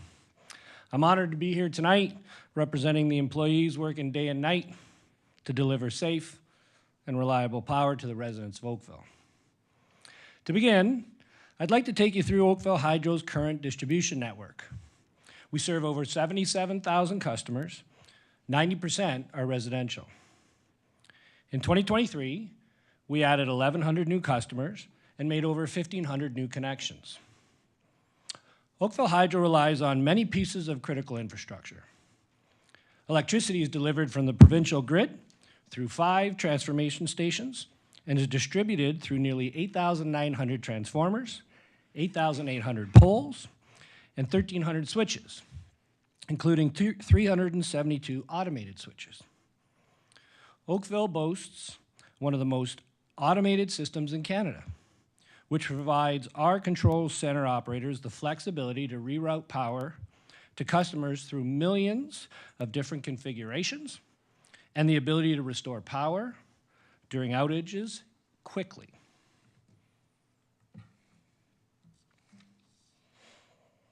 Ontario's energy and electricity sector is undergoing a transformation in support of a cleaner, more sustainable future. And Oakville Hydro is doing its part. We are taking several steps to optimize our grid, focusing on improving efficiency, reliability, and sustainability. Our investment plans include modernizing our metering systems with enhanced data functionality. Adding the power of advanced data analytics, Oakville Hydro can better monitor and predict usage patterns to help identify weaknesses and inefficiencies and optimize our electrical network. We are also investing heavily in cybersecurity to defend sensitive customer information and critical infrastructure data. With electricity demand anticipated to double and even triple by 2050, new sources of generation, both large and small, will be required. The Independent Electricity System Operator, or the ISO, is progressing with its market renewal procurement to expand grid contribution and is looking primarily by way of solar, wind, hydro, and nuclear power. In addition, the ISO is procuring large-scale battery energy storage to maximize the benefits of renewables sources of generation. Oakville Hydro is experiencing and benefiting from steady customer growth. There are over 30 active projects in our system, representing 3,800 potential new customers. Working with the town's growth projections, Oakville Hydro is planning for the same high levels of reliability of service for the next generation of Oakville customers.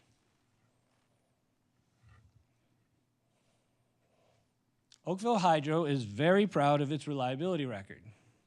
Through prudent vegetation management, strategic asset renewals, investments in automation, and our state-of-the-art control room, Oakville Hydro electricity customers experienced an average of 14 minutes of total outage time. That's 7 times less compared to the average urban Ontario electricity customer. In terms of outage frequency, the average Oakville customer experienced 0.6 of an outage in 2023. That's compared to over 1.1 for the average Ontario customer. In large part, automation is the difference maker, helping us avoid over 940,000 customer outage minutes. Adding all that up, that's 650 days of combined avoided outages. Here's a recent example of the issues to which our crews routinely respond. In this case, a vehicle collided with a pad mount transformer. The collision resulted in 118 customers losing power. It took less than 1 hour for our crews to be dispatched to make the necessary repairs. And also earlier in May, a cable fault caused a widespread outage affecting 4,541 customers. Thanks to the work of our control room and leveraging our automation, power was restored to 3,840 customers within 2 minutes, and 96% of customers had all their power restored within 18 minutes. I'll close my presentation today by announcing an exciting initiative, introducing the Oakville Hydro mobile app. Customers can now download our mobile app to their iPhones or Android phones or tablets and access their account information. Customers can access billing data, consumption stats, and outage information, all in one easy-to-use application. I am also happy to inform the Council that we are currently trialing the texting of outages to affected customers. So at this time, I would like to invite my colleague, Laura Wilson, Chief Financial Officer, to review our 2023 financial performance.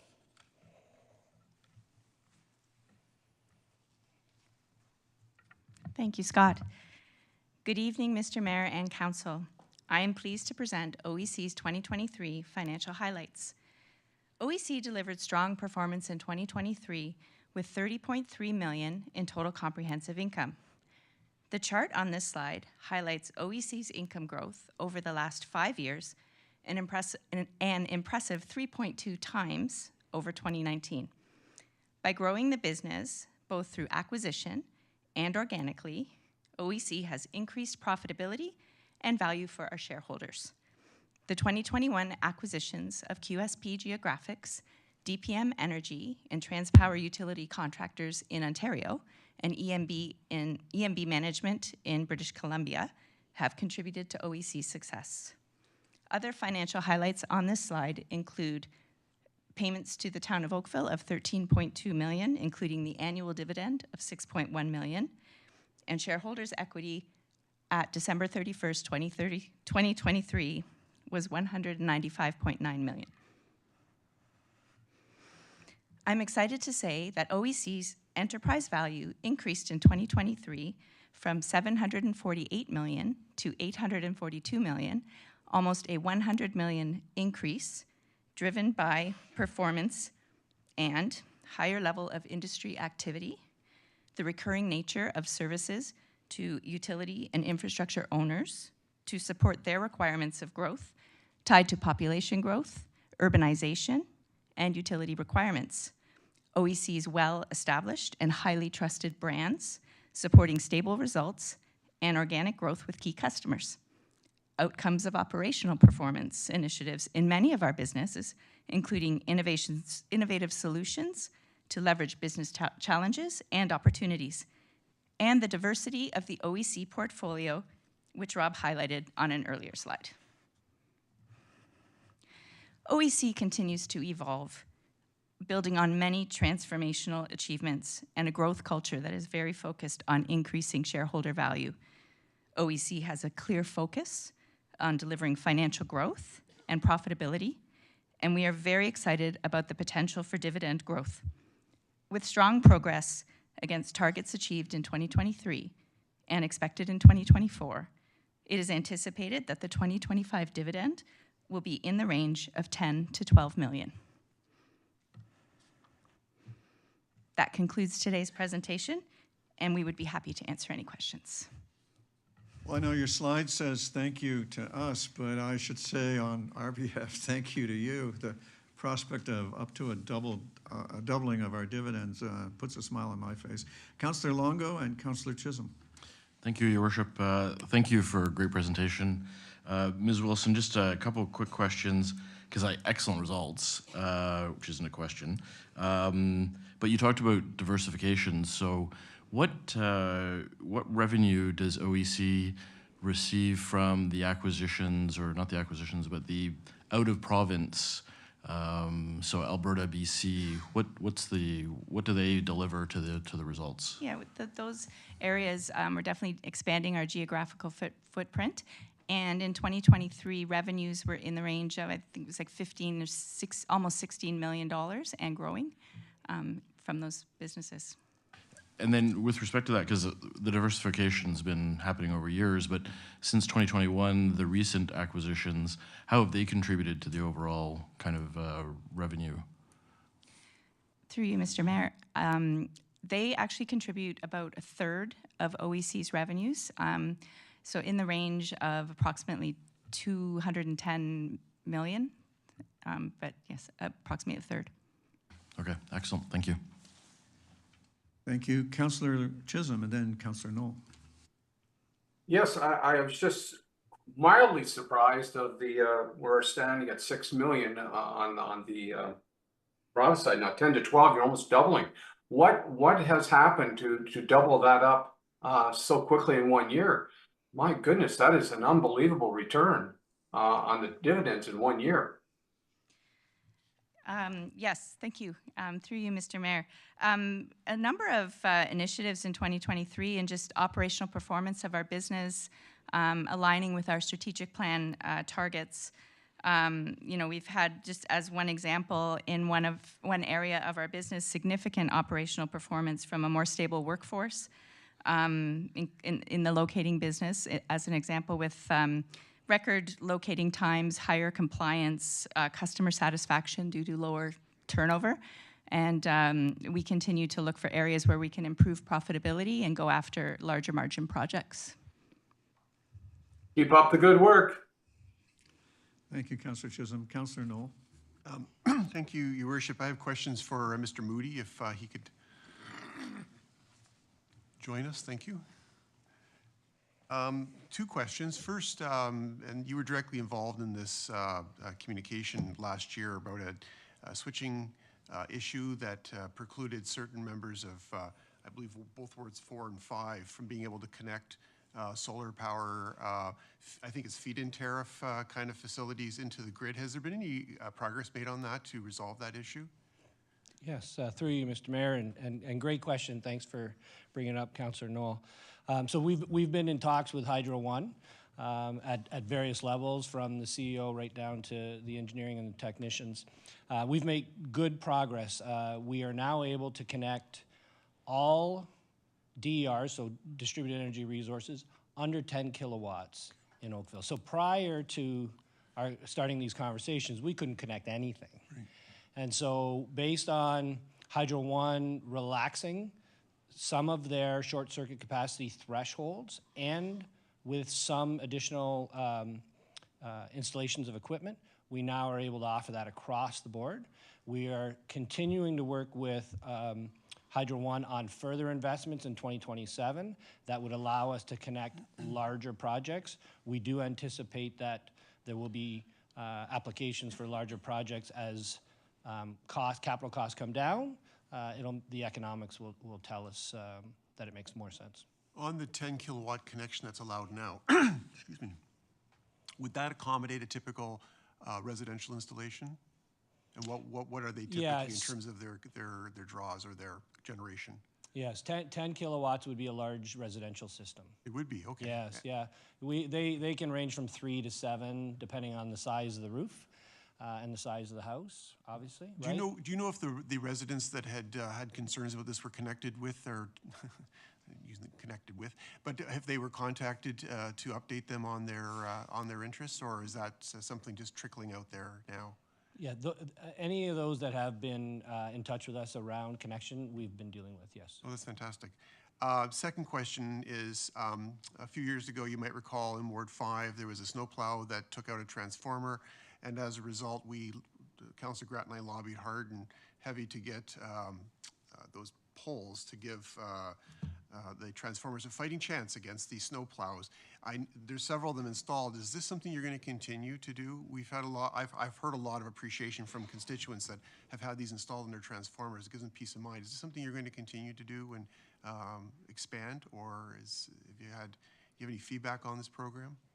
Yes, so it was a pilot program, as you know, and we were looking to see signals from the community about aesthetics and whether the feedback's been positive. So we will be continuing to look for those and identify those at-risk transformers. Typically, those are the ones that are closest to curbs. There are many that are set back that are safe, but the ones that are closer to the curb line, we will be using those flags. Well, that's great. Thank you for the creativity on that. I think it's made a big difference, so we really appreciate that. Thank you. Yeah, thank you. Thank you, Councillor. Councillor Elgar? Thank you. Through Mayor Burton, did you say you can now hook 10 kilowatt systems on a single family residential? Yes. Currently? Through you, Mr. Mayor, yes, sir. Through under 10 kilowatts. Sorry, not under 10. Under 10. Yes. I was going to ask you where the houses were that they could actually take a 10 kilowatt. Well, that's exact. Yeah, a 10 kilowatts a large residential system. Large? Yes. Well, I'm dealing with one right now. So. Really? Yeah. Plus 2 Tesla Powerwalls, 30 kilowatts total. Okay. Yeah. So it's below 10 though, basically, right now. Correct. Thank you. All righty. Thank you very much, Mr. Moody. Madam Clerk, do we have a registered delegation on this?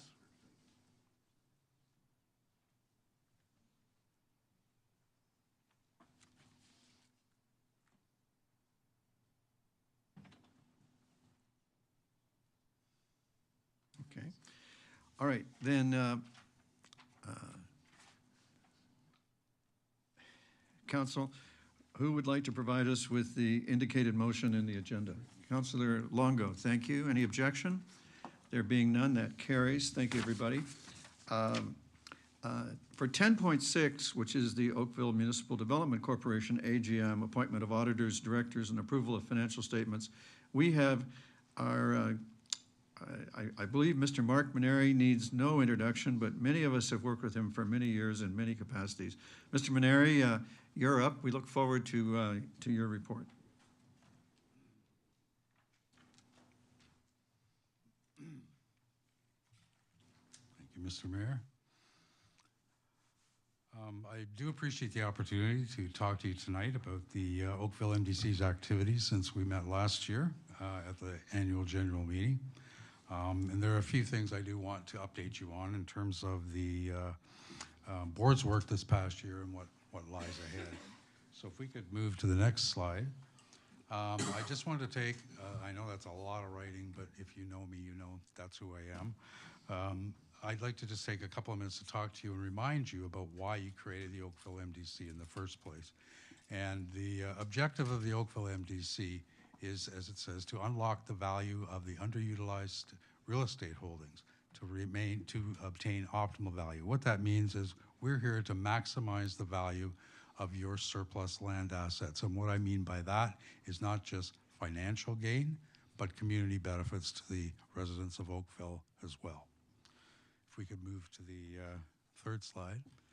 I would just like to remind you that you have a board of directors comprised of 3 community members and 2 council members, being municipal representatives, and they are very able and they are very committed to the organization. And I can tell you that I am pleased that they have all put their name forward for reappointment for the next term. They bring a great balance between the municipal objectives and the community objectives to the table in our discussions. The next slide, if I could. Okay. So having said that we are here to maximize the value of your assets, how do we do that? Well, we play the role of master developer. And what I mean by that is that we take a property from beginning to end. We're responsible for getting all of the technical work done, getting all the approvals in place, managing the infrastructure development, managing the development through its life, and making sure that the town has a continuing presence in the delivery of the development over the course of its life.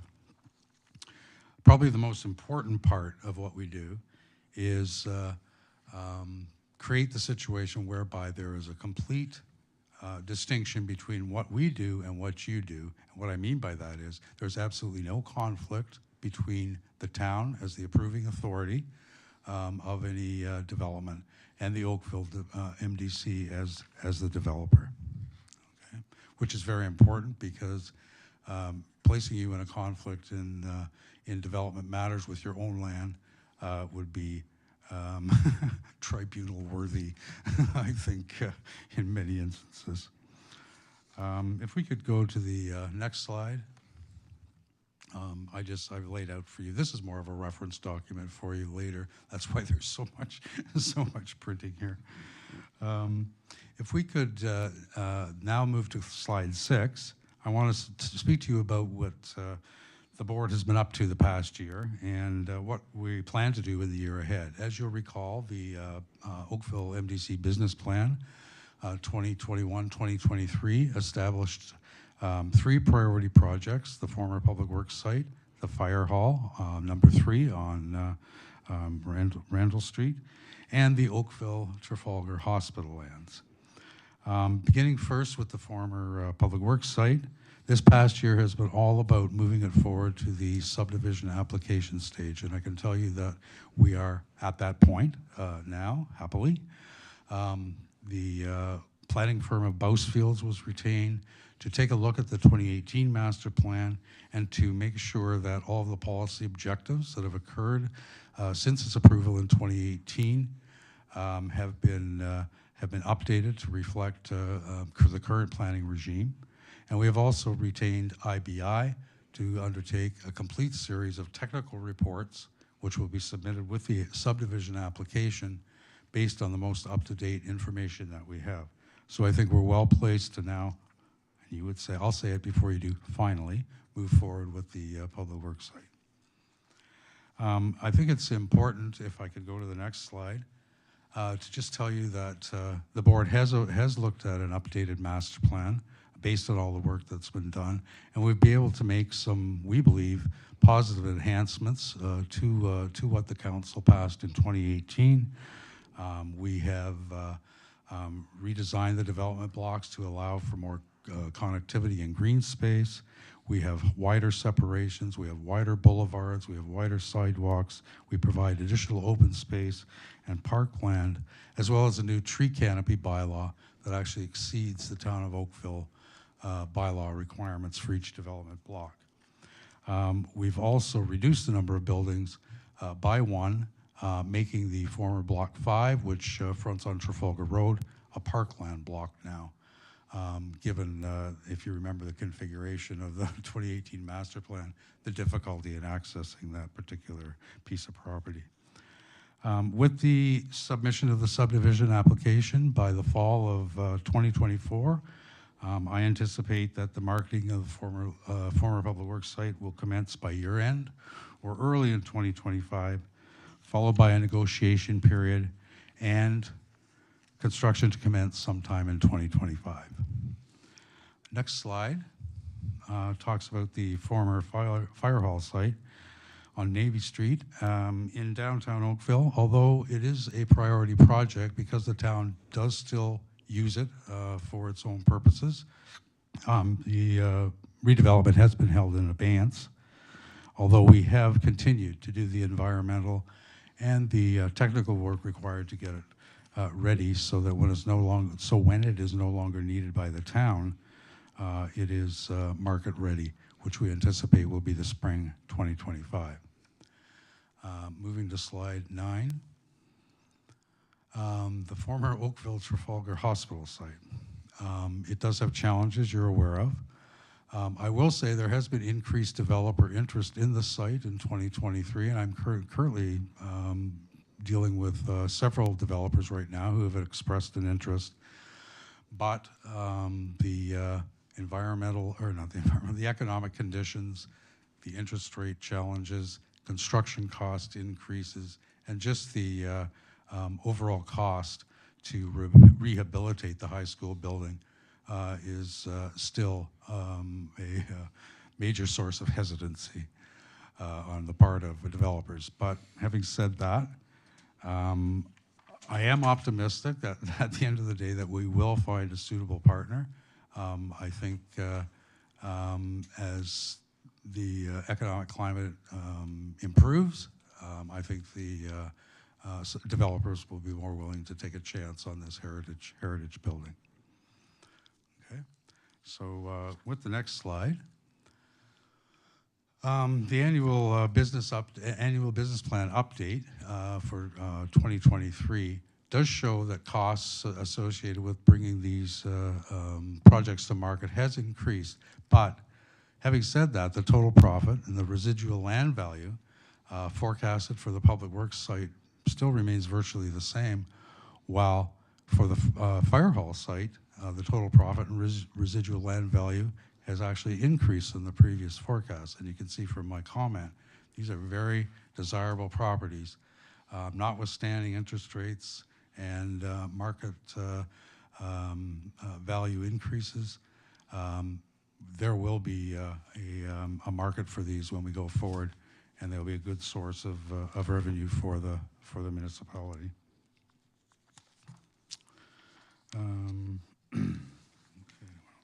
Okay, moving to the last slide.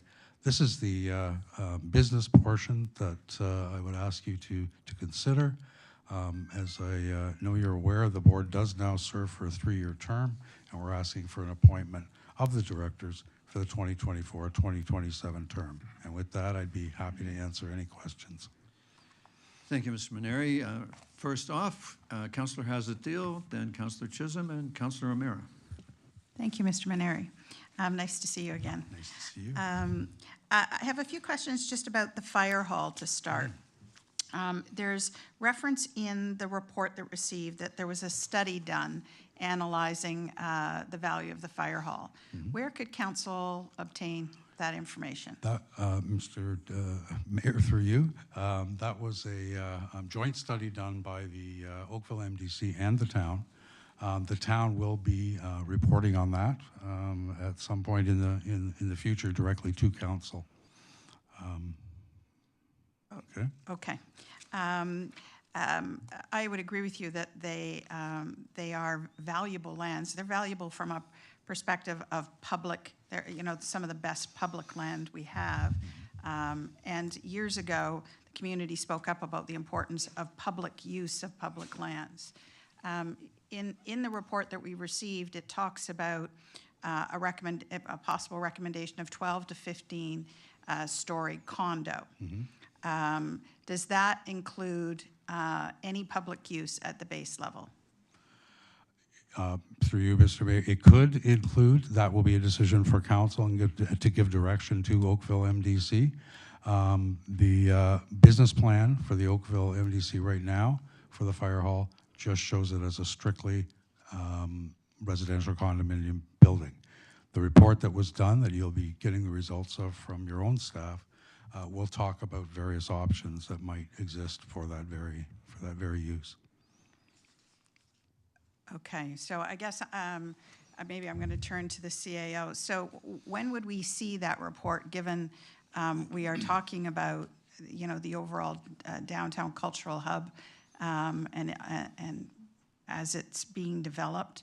I'm curious to see it, and I also want to understand what efforts we've made around the galleries being a part of the fire hall once we no longer need the property for its current use. Through you, Mr. Mayor, we are looking at bringing a report forward probably in the fall. The report that we're working on right now jointly with the MDC is still in draft because there are a few other options that we wanted the consultant to explore, and it absolutely takes into consideration what would be the opportunities with the gallery and the building. So those are discussions we've had with the gallery to date. They have not yet themselves seen the report either because it's still in draft and we're still looking at some other further options. But we will need to bring something to council that understands what those options are that are there. And through that process have discussions with the gallery as well. But given the recommendation you dealt with quite some time ago now, considering the galleries in that building was absolutely what we needed to look at as staff, and we've done that jointly with the MDC. Okay, thank you for that additional detail. And I'm taking it that study or the report will include what Conservation Halton has to say about our development on that land and how tall we could go based on its location?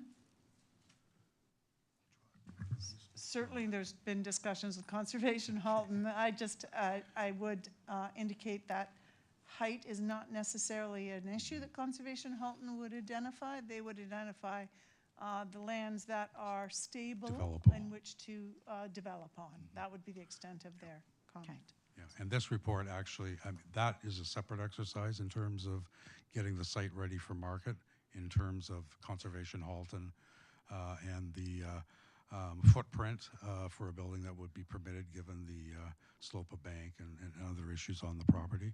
This report only deals with assuming you fit within that footprint, what could it look like?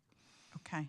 And is the 12 to 15 stories that's in the report, and maybe it's going to come later, to try and mirror what's surrounding it, or is that the maximum potential that you see in the building? The 12 to 15 stories was a proposed development that was deemed to be optimal by the consultants. They looked at other options, 12, 15, 20, like, you know, you could keep going. Their indication was that 15 was optimal. You could maybe go a floor or two higher. But they did, financially, it doesn't make sense to go beyond that. Okay, and my last question is around the old OT. So thank you for persevering, and hopefully one of the heritage developers will embrace the charm of the building. So it's a two-part question. Has there ever been an offer made on the land, even if it is potentially ridiculously low?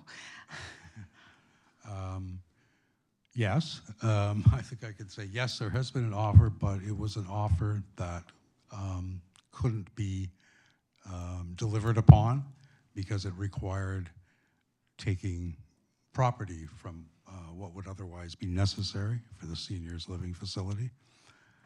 Okay, so simple answer is yes, but no. Okay, and so then the second part of that is, in your presentation, you talk about we may have to consider other options, because we have to do something. Yes. And so can you just give me a little bit more insight into what you're thinking there and what might follow through? What I've heard from developers is that a couple of developers that I've been dealing with over the course of the past year is that the footprint of the existing high school is actually too small for what they wanted to do. And even with additions, it still wouldn't be big enough. And so they would want to utilize at least a portion of the property to the east to incorporate into the old high school building redevelopment. That is something the council might want to consider, although it would impact the previous decision on a seniors living facility.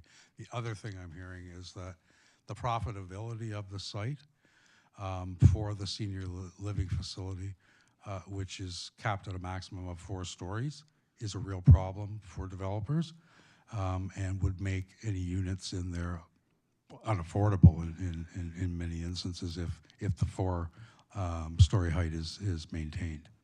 So those are the kind of options that I think, if I can find a heritage developer that will accept everything that's there, the council may have to turn its mind to in the future. So you may need new direction. May need new direction. Thank you very much. No problem. Thank you, Councillor. Councillor Chisholm, then Councillor O'Meara, and Councillor Knoll. Mine is a very simple request. On page 7 of your report, you're calling it former Oakville Trafalgar Hospital site. For clarity, it's Oakville Trafalgar High School site. Is that correct? Well, it's a combination of actually the high school site and the hospital site. So perhaps there should be a, the property came to us, Councillor, as a result of our acquisition of the hospital site. The hospital had acquired that property some time ago. Correct. Right. The high school is actually located on the former Oakville Hospital site, and as the mayor has indicated, the hospital acquired it several years ago. Thank you. Thank you, Councillor. Councillor O'Meara. Thank you, Mr. Maneri. Thank you for that.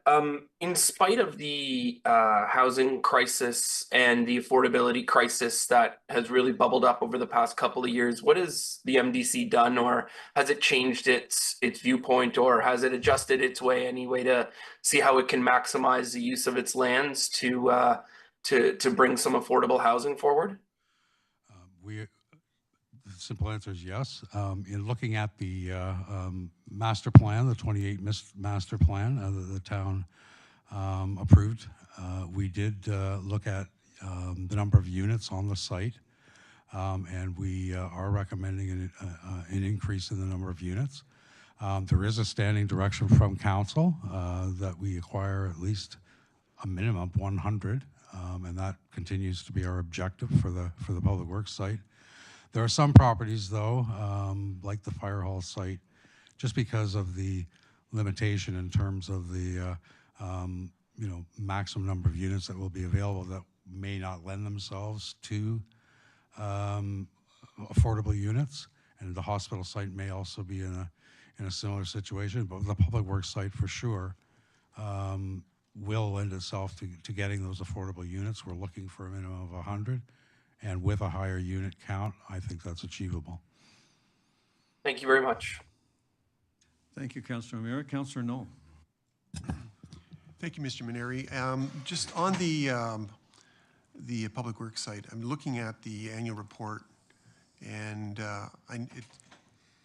it's a little different than what you explained in terms of some of the timing. So the timing in the annual report talked about a public information meeting in May or June. I assume that that's been postponed? Or? Yeah, so yes, that has been, since the time of writing that, we weren't able to do it for May and June.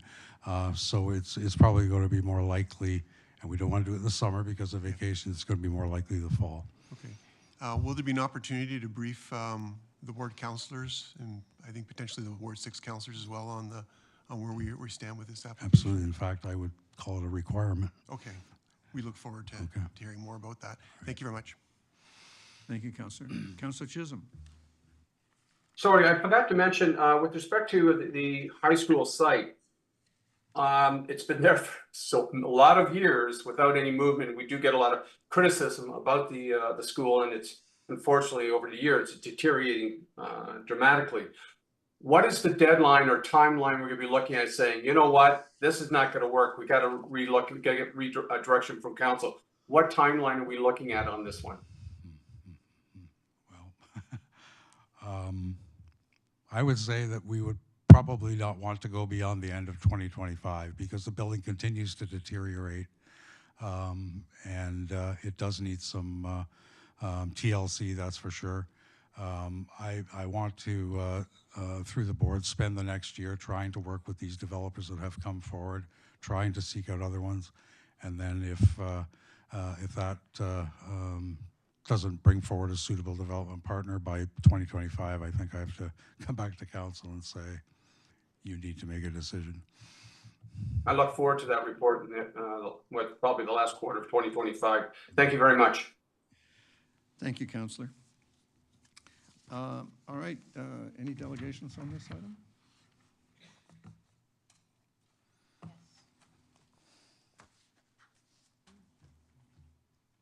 Pierre Sauvageau. Welcome, Mr. Sauvageau. Council looks forward to your information. Okay, good evening. I just wanted to thank Councillor Knoll in regards to when that report will be coming forward. So I'm looking forward to that report as well. And it's supposed to be done prior to the actual subdivision application. There's one question I wonder if clarification as to how the former public works site will be developed. It's mentioned that a subdivision application will be coming forward. Is that a town application? I'm not too sure. The property won't be sold to a developer, but who will be developing that property? Is that one question or two? At first I thought you were asking is the subdivision application to the town? The answer to that is yes.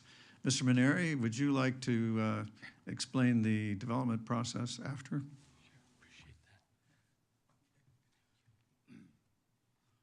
Mr. Mayor, through you, the intention is that the property will be transferred from the town to the Oakville MDC, and in fact, council has already approved that transfer. We're going to do that at the appropriate time, which is prior to the subdivision application. The Oakville MDC will be making the subdivision application, and we will be looking for development partners to enter into a limited partnership or joint venture so that the Oakville MDC and the town as a shareholder continue to have participation in the development as it goes forward. Thank you, Mr. Maneri. Appreciate that. Thank you very much. In regards to the funds in order to do this development, I know it's a joint venture now, I understand, basically. But based on the financial statements of the Oakville MDC, there isn't any revenue coming to the corporation. I've heard that whatever properties have been sold in the past goes through the town of Oakville. But I'm just wondering what the amount of funds will be required for the development for this partnership the amount that the town will have to provide and the amount that probably a developer. I'm not too sure if, appreciate. Mr. Mayor, the intention is that the town will not be required to invest any dollars in the development. You will be providing, in the limited partnership, the property piece, which is your equity portion. But it was always the intention that 100% of the cost of developing the site would be developer funded. Okay, thank you very much for that information, appreciate it. Just one last issue I wanted to bring up. It's in regards to the master plan. I know it'll be coming forward after the summer. With respect to the master plan, I don't want to jump the gun here, but will there be a substantial increase in height in the area? Pardon, not in the area. In regards to the buildings, I know it's been reduced from 9 to 8, but now will these 8 buildings have a substantial increase in height? As a developer, which I'm not, but I've had dealings in the past because I used to work for a real estate development company. You want to increase the height in order to get most profit out of an application or a development. So has discussions been held with developers? Is someone willing to act as a partner with the town?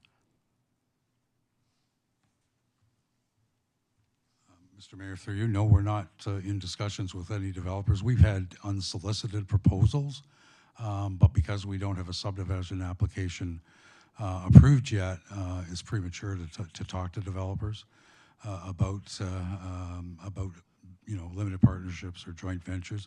Once a subdivision application is approved and we have a roadmap to show them, then the discussions will begin. Mr. Maneri, before you leave this question, could you confirm that the point of the structure that you're outlining, the joint venture, is for the town to remain in control of the question of height?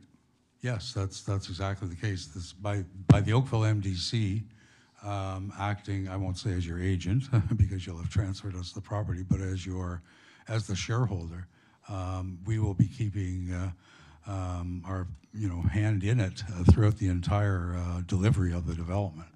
So the town has control over the development through the entire process. Thank you very much. I'm very pleased to hear that. I know lands that were at this location was sold, for instance, the one on Glen Ashton, and the original amount of the stories was 4 stories, but that has now increased to 9 stories because the developer took the land and appealed to the OLT, Ontario Land Tribunal, and it got the increase up to 9 stories for their building, which was supposed to be just 4 stories. And part of the reason I think it's in regards to, just bring your attention, was in regards to the zoning bylaw, which was issued in 2021-14. I just want to ensure that the town is fully cognizant of the fact that is very careful.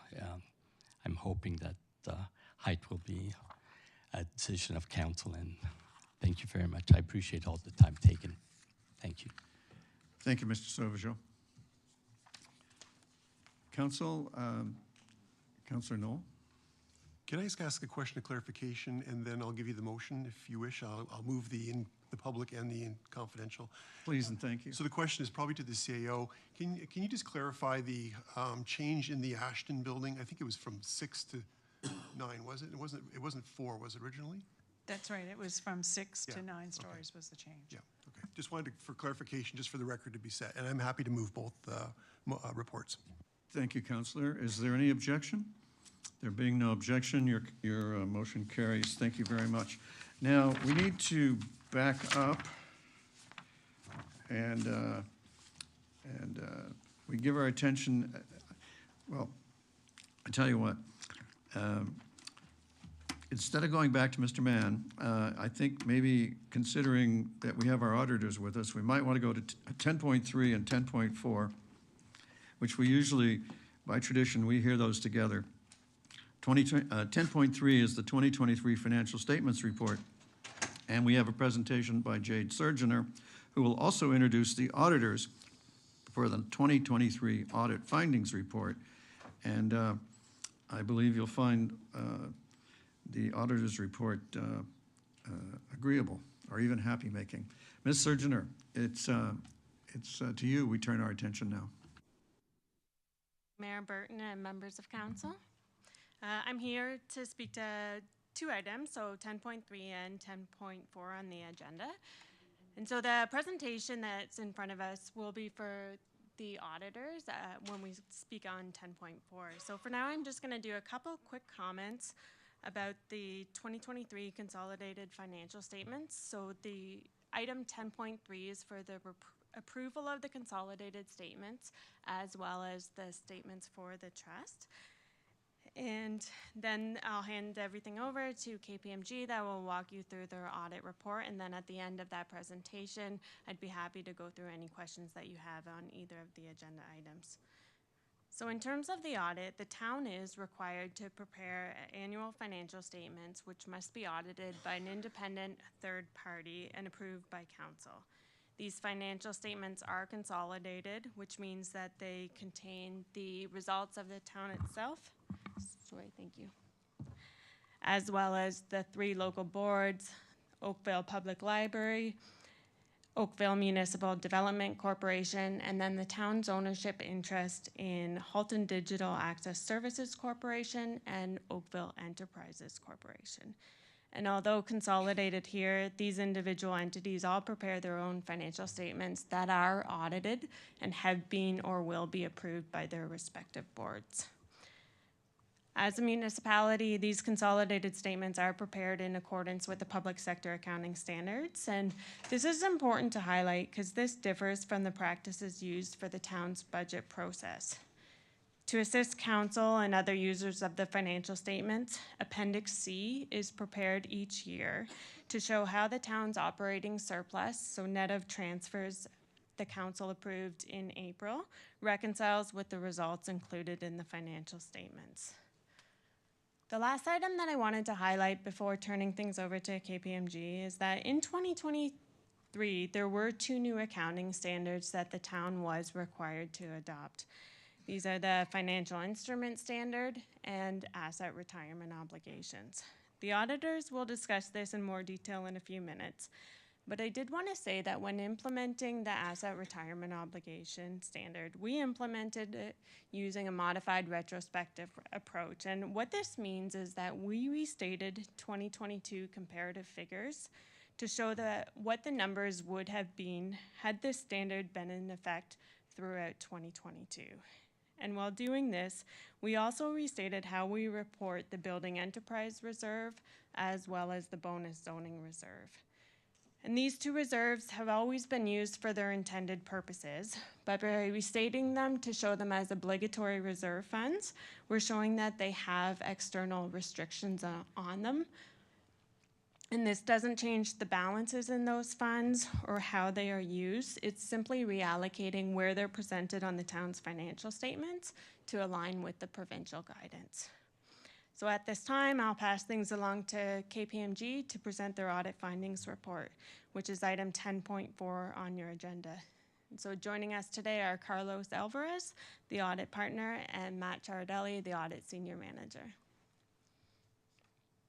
Thank you, Jade, and good evening, Your Worship and members of council.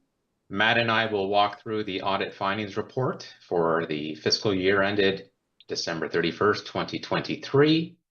My opening remarks is that in terms of how we conducted the audit, there were very few changes in the underlying auditing standards. But where the excitement lied is with the accounting standards. Further to the comments made by management, certainly ARO, the asset retirement obligation, was a significant new standard to be implemented by all municipalities across Canada. So as much as auditors and accountants can be excited, this certainly was top of the list. Where we would like to begin is just a few slides in the package on audit highlights. Essentially, as of today, being May the 27th, we are substantially complete We do have a few procedures that are very customary at this point in time in terms of being outstanding, which I will profile on the next slide. In terms of, again, how we executed the audit, I would say there were no surprises. We didn't have to pivot or introduce any new auditing procedures as we went along. From a risk standpoint, I would say that we focused in on all those significant areas, whether it be revenue from taxation, tangible capital assets, accounts payable, all the items that we would have focused in on in the last several years. So again, we didn't have to change the approach. As auditors, we are always have a heightened level of skepticism. You know, we are engaged to scrub your financial results. From a misstatement perspective, I can report to council that there were no misstatements of any sort. So no uncorrected misstatements, as well as no corrected misstatements. The reason why I would comment on corrected misstatements is because that is a good signal for how complete was the audit package and how accurate was the audit package when it was provided to us. So the fact that you have both no uncorrected and no corrected means essentially it was a very high quality package. Moving along one slide, just a few of those items that are outstanding. Sorry, going the opposite way there. Certainly entertaining your questions here today is very important as part of the audit process. We do have one legal letter confirmation that we are awaiting. This is very customary to the audit process. We do anticipate receiving that legal confirmation either tomorrow or Wednesday, and then we can proceed to go to the next steps. We will ask your management team to sign a very important letter. It is called a management representation letter. In my opinion, this is an important letter because it outlines what are the responsibilities of your management team, as opposed to the responsibilities of us as auditors. We are here to audit your books and records, not prepare them, and that letter does a good job in terms of outlining the differences between those two. Moving along one slide, as a reminder for those of you who would have heard me last year, you know, certainly we don't audit every single piece of paper and every single transaction. We do have this concept of materiality that we use to plan and perform the audit. When we presented the audit plan to you, we had a higher materiality threshold set at 14.1 million. Once we received the draft financial statements for 2023, we did tweak that materiality and we actually lowered it slightly to a final materiality of 13.3 million. Again, as another reminder, $13.3 million is a very big number. We as auditors have a much lower tolerance for audit differences, and our tolerance level was set at approximately $650,000. So if there's one number to remember, it would be that. Any differences that would have exceeded $650,000, we would have been required to report those to you as council. I will pass it over, one more slide, please. As auditors, we are always required to respond to the risk of fraud. Fraud happens, and when we think about fraud, we categorize fraud into two buckets. Number one being the risk of management override of controls, and the second risk of fraud associated with fraudulent revenue recognition.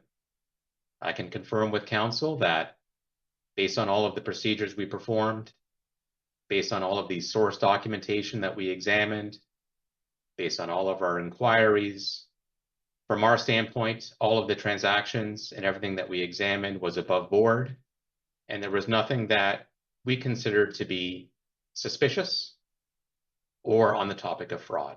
So essentially, a clean report. If we can please move along a few slides, and I will pass it over to Matt to get into what I would call the meat and potatoes of the audit. Yes, thank you very much, Carlos. So on this slide here, we'll just spend a few minutes speaking about our standard suite of procedures over tangible capital assets.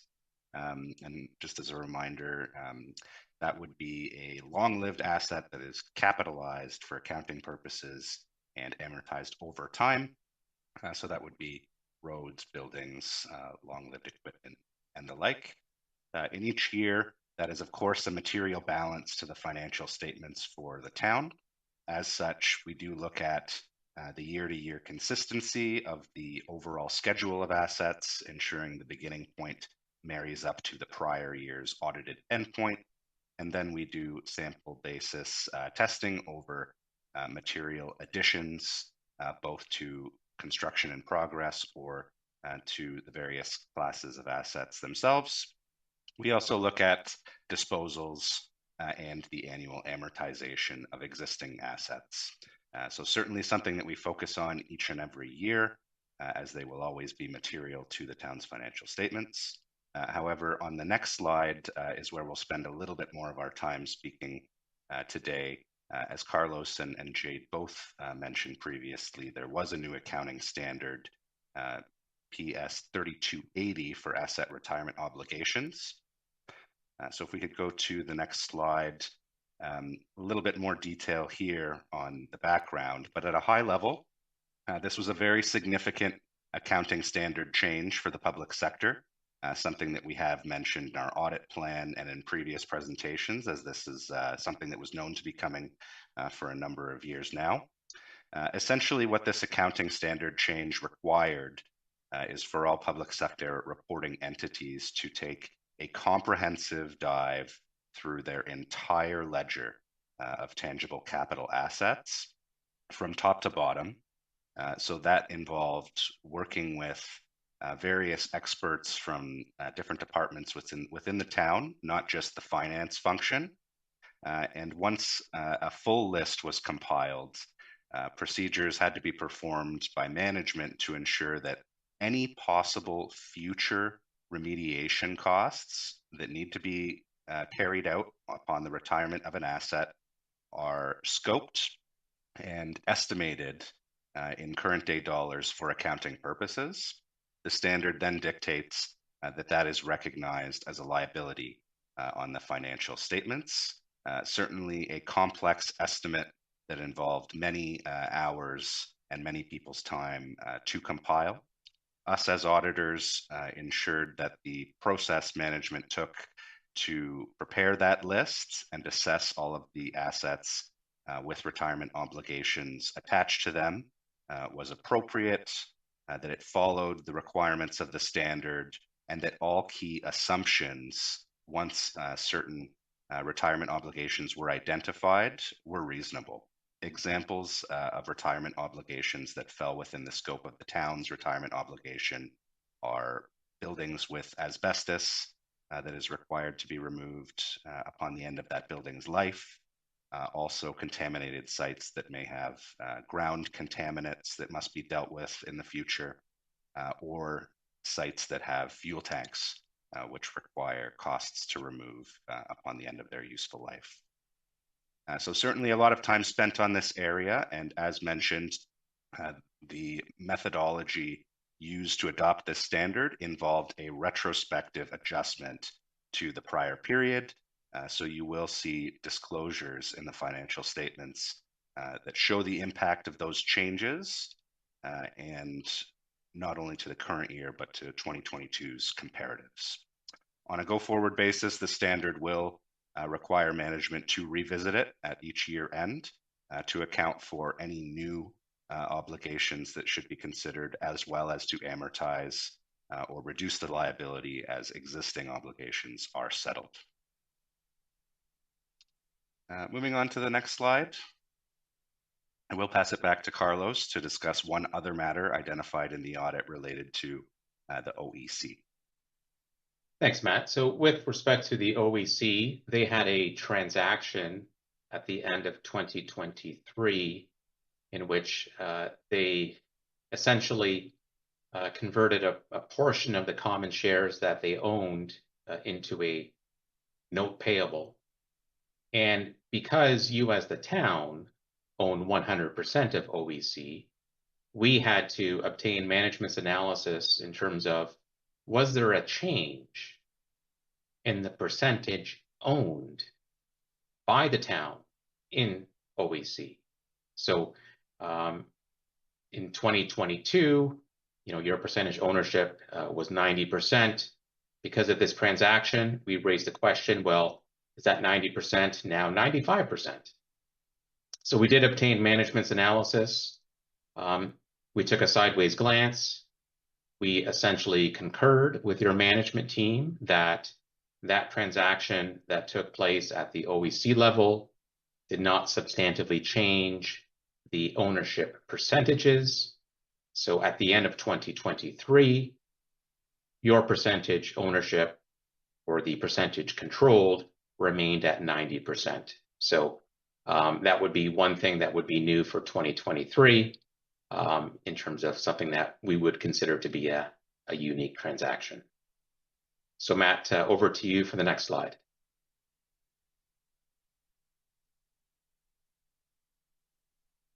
Oh, I think we've already spoken to misstatements. Yeah, we've already spoken to misstatements. So yes, we can go ahead a couple, please. Yeah. We've already spoken to the fact that there are no corrected nor uncorrected misstatements. So if we could go 2 slides ahead, please. Control deficiencies. This was on the highlights page, and similar to Carlos's comments regarding misstatements, though we do try and identify anything we can, we're of course required to look at not only transactions, but the control processes that surround the accounting transactions themselves. We do have to obtain an understanding of the key control processes over financial reporting, and nothing came to our attention during the audit that would rise to the level of a control deficiency, certainly not a significant deficiency. So a positive result to report, given that we have nothing to bring to your attention in this matter. Moving on, one more slide, please. We'll also talk about one other item that Jade had previously mentioned, and that was an accounting policy change regarding building reserves, particularly those regarding zoning. As management's explanation, both written and orally earlier in the presentation said, this was effectively an accounting geography change. The reserve was previously treated as internally restricted and resided within accumulated surplus on the financial statements. With this policy change, the reserve is now being treated as an externally restricted obligatory reserve, given that it is within the scope of existing legislation. What this means is it is now recognized as a liability on the financial statements. So you will see disclosures in the financial statement notes, specifically note 2, which, similar to the impact of the ARO standard, outline the changes to the current and comparative figures that came as a result of this policy change. Again, echoing management's comments that this effectively aligns with the way that the ministry requires these to be reported and increases administrative efficiency in that regard. But there's no fundamental or underlying change to the reserves themselves from a non-accounting point of view. Now with that, I'll pass it back to Carlos to go over our next topic, which is independence. Independence is always an important topic for your auditors to bring up as an item to discuss. I can confirm with council that we remained independent throughout the entire fiscal year and all the way up until today. So we as auditors need to be independent throughout the entire audit process. What that means is that, there are certain lines in the sand that we can't cross. Again, we cannot prepare working papers. We also cannot be involved in implementing a financial system, as an example, or providing other services in which we would be put into a position where we could be auditing our own work. So again, none of those items took place, so I can confirm that we remained independent. Moving further along in the report, there are several appendices that are included in the package. My plan was not to go through each and every one in any detail. I will like to mention that what you don't see is text and information on cybersecurity. In previous years, we would have included a lot of content on cybersecurity. This does not suggest that cybersecurity is not important, in that you don't see it profiled here. Again, we have profiled it in previous fiscal years. I'm sure we all are fully aware of examples that exist in which cybersecurity breaches have taken place. Welcome the opportunity to share our insights at a later date. Again, based on your wishes. And the only other thing that I would like to comment on is artificial intelligence. Many municipalities are coming to us, asking fundamental questions. What does it mean for a municipality? What are the risks, but more importantly, what are the opportunities? So again, it's a hot topic. Welcome any discussions at a later point in time.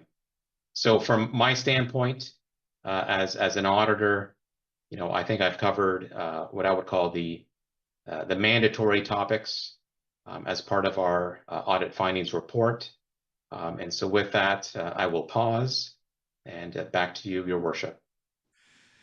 Thank you, Mr. Alvarez. Councillor Lischina has a question or two. Councillor Lischina. Thank you very much for the presentation. I guess it was slide 4, and then you did mention another slide about internal controls. And I was hoping you could just define significant, and then when you said it didn't reach the level, what does that mean in order for it to actually be an issue? Through you, Your Worship, 2 comments. Number 1, if we come up with a misstatement, that would automatically cause us to do a root cause analysis. There are many situations on other municipalities where we do come up with misstatements. For those misstatements that approach materiality, I would say that you do have a significant deficiency because something happened in the control framework that broke down, that let that difference go through all the way to the auditors. Our role should almost be invisible. So the gold standard is that there are 0 misstatements. So that would be one example. There are other times where we may see something with the documentation provided with management, such as an unreconciled difference that might not approach materiality, but it would be above our posting threshold, and management did not have a sufficient or appropriate explanation. That would be an example of a deficiency that I wouldn't categorize as significant, but as a other observation. So, for example, if in the RFP process for all the different procurement that happens, is that there's controls there too? Is that something that you audit or you don't? Not specifically, no. Okay, thank you. And then my second question, if that's okay, is regarding the accounting standards. So the PSAS 3280, you mentioned about end-of-life buildings. So what you're, just to understand, so we can't demolish a town building unless we remove the asbestos? For you, Your Worship, yes, there will be certain requirements on how to handle, I call it hazardous materials. And so where there is a legislative requirement to handle a material in a certain way, you need to account for those costs today, not in the future. So maybe for staff, is town hall got asbestos? Since it's one of the major buildings. Thank you.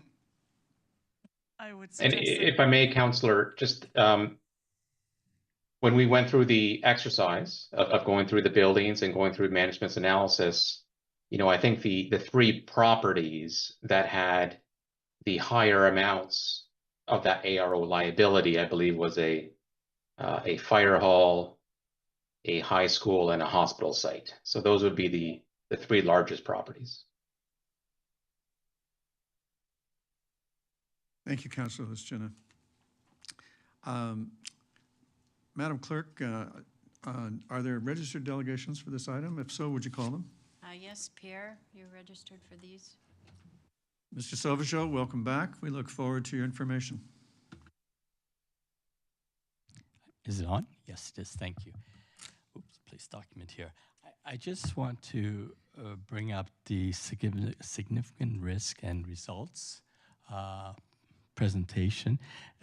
This may not have been highlighted, but it states we have substantially tested material accrued liabilities subject to estimation reperforming.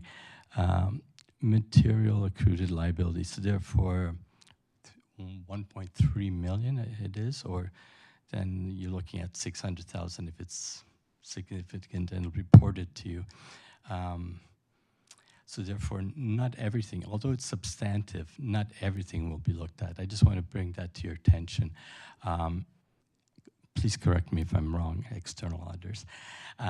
But one issue was mentioning was about artificial intelligence, and it'll be brought up in a later discussion with councillors and the mayor.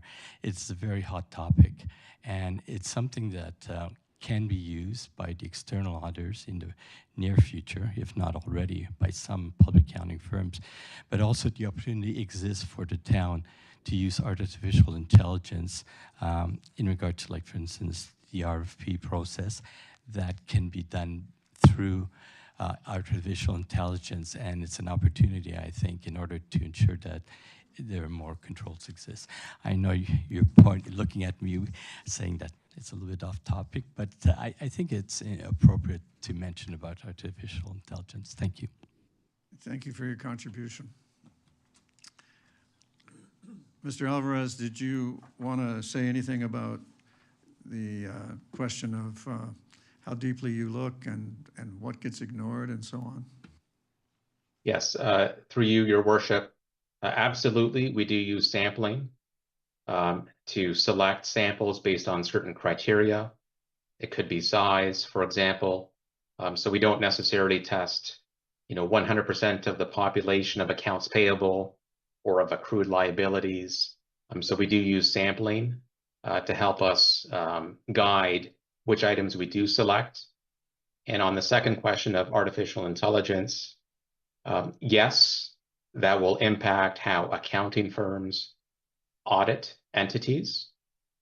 There is one very exciting Canadian tool called MindBridge, which will be used globally on every single audit that KPMG conducts.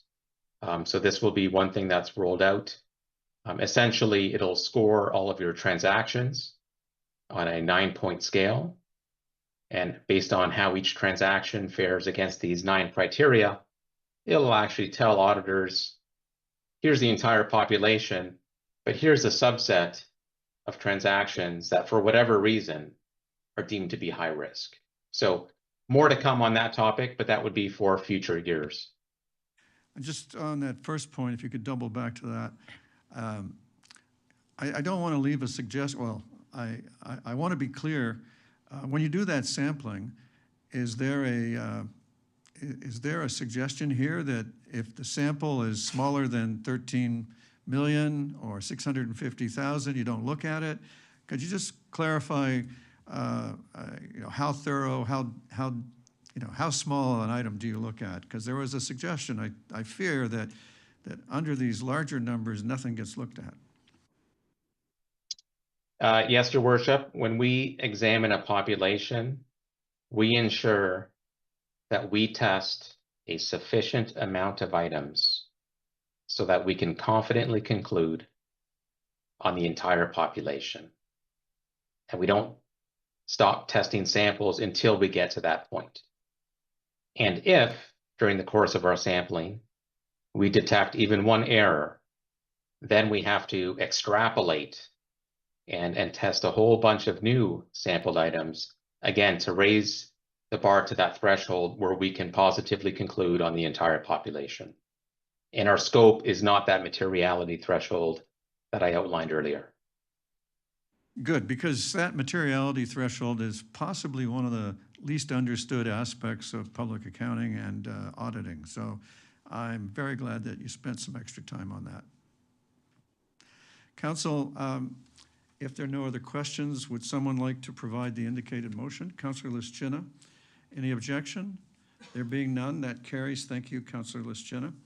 And for clarity, that's 10.3 and 10.4. Now, Council, if it's not too late, I think we should give our attention to the very patient Sraj Maan, our Manager of Strategy, Policy, and Communications. And he's here with Alicia Lau, our Corporate Strategy Program Advisor. We're going to talk about gas-powered equipment, a hot topic. Thank you. Good evening, Your Worship and members of Council. We are here today to follow up on previous requests to report back on the feasibility of banning small gas-powered equipment, such as leaf blowers, lawnmowers, and trimmers. This stems from agenda items at the Council meeting in July and from Planning and Development in December. To walk us through this matter, I'm pleased to introduce to Council one of our newer members on the Climate Action Team, Alicia Lau. For a bit of her background, Alicia joined us with her degree in environmental management from the University of Toronto and over 15 years of municipal public sector experience in energy management, asset management, funding and financing for climate change initiatives at the Office of Climate Change and Energy Management at Peel Region. At Peel, she led the implementation of the energy efficiency program across 70 buildings and secured over $10 million in grants and loans to support climate change. So we're pleased to have Alicia review this matter and present the findings from her report to Council. Thank you. Good evening, Mr. Mayor and members of Council. I'm here to present the report detailing an approach to phase out small gas-powered equipment and to provide a recommendation for Council's consideration. Next slide, please. The town has received concerns from residents that the use of small gas-powered equipment has negative impacts related to noise, climate, health, and air quality. Our approach to review this matter included jurisdictional review, public consultation with the community, resident associations, landscaper and contracting companies, and internal programs and services. A petition was also received from Quiet Oakville with 450 plus signatures calling for a ban on gas-powered equipment. In April, Climate Action staff launched an educational and awareness campaign promoting the use of and benefits of electrical outdoor equipment. After completing a thorough review, staff have developed a recommendation for Council's consideration. Next slide, please. With respect to noise, staff were asked to review this matter from an environmental perspective of noise as a contaminant or noise pollution. Noise from yard equipment can interfere with animal communication and impact where some species live. Minimizing noise in the natural environment would alleviate the stress placed on animals and species. By regulating the use of small gas-powered equipment, rather than banning it outright, noise bylaws can address concerns about noise while still allowing their functional benefit. This approach has the net benefit of establishing reasonable limits and minimize the disturbance to others.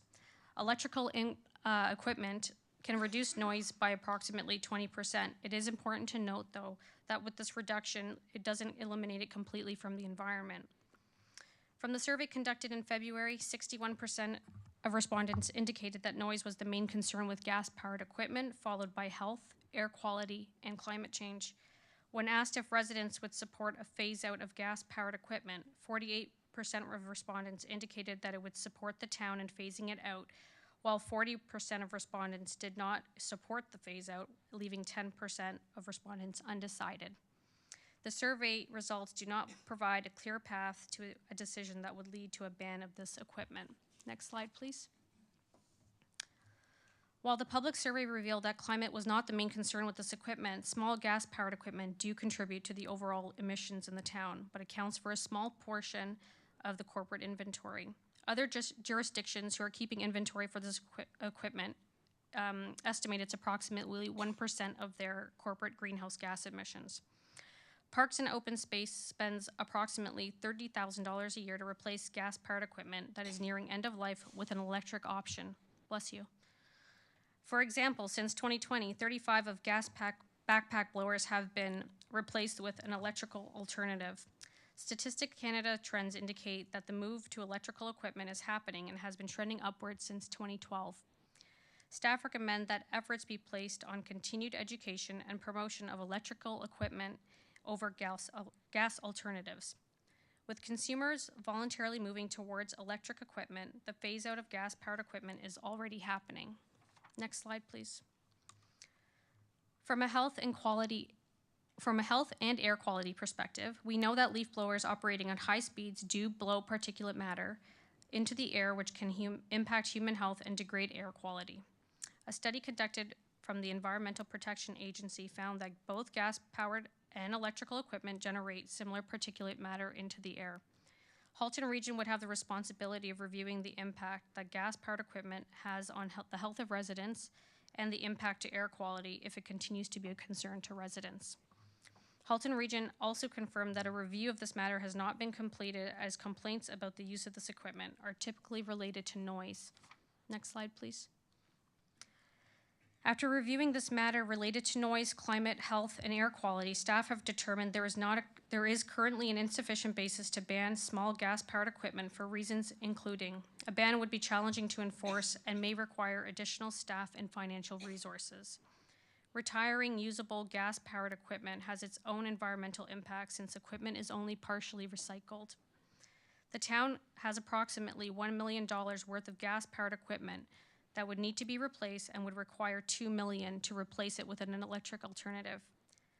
Facility and electrical panel upgrades would be needed. The cost of doing this work is currently unknown.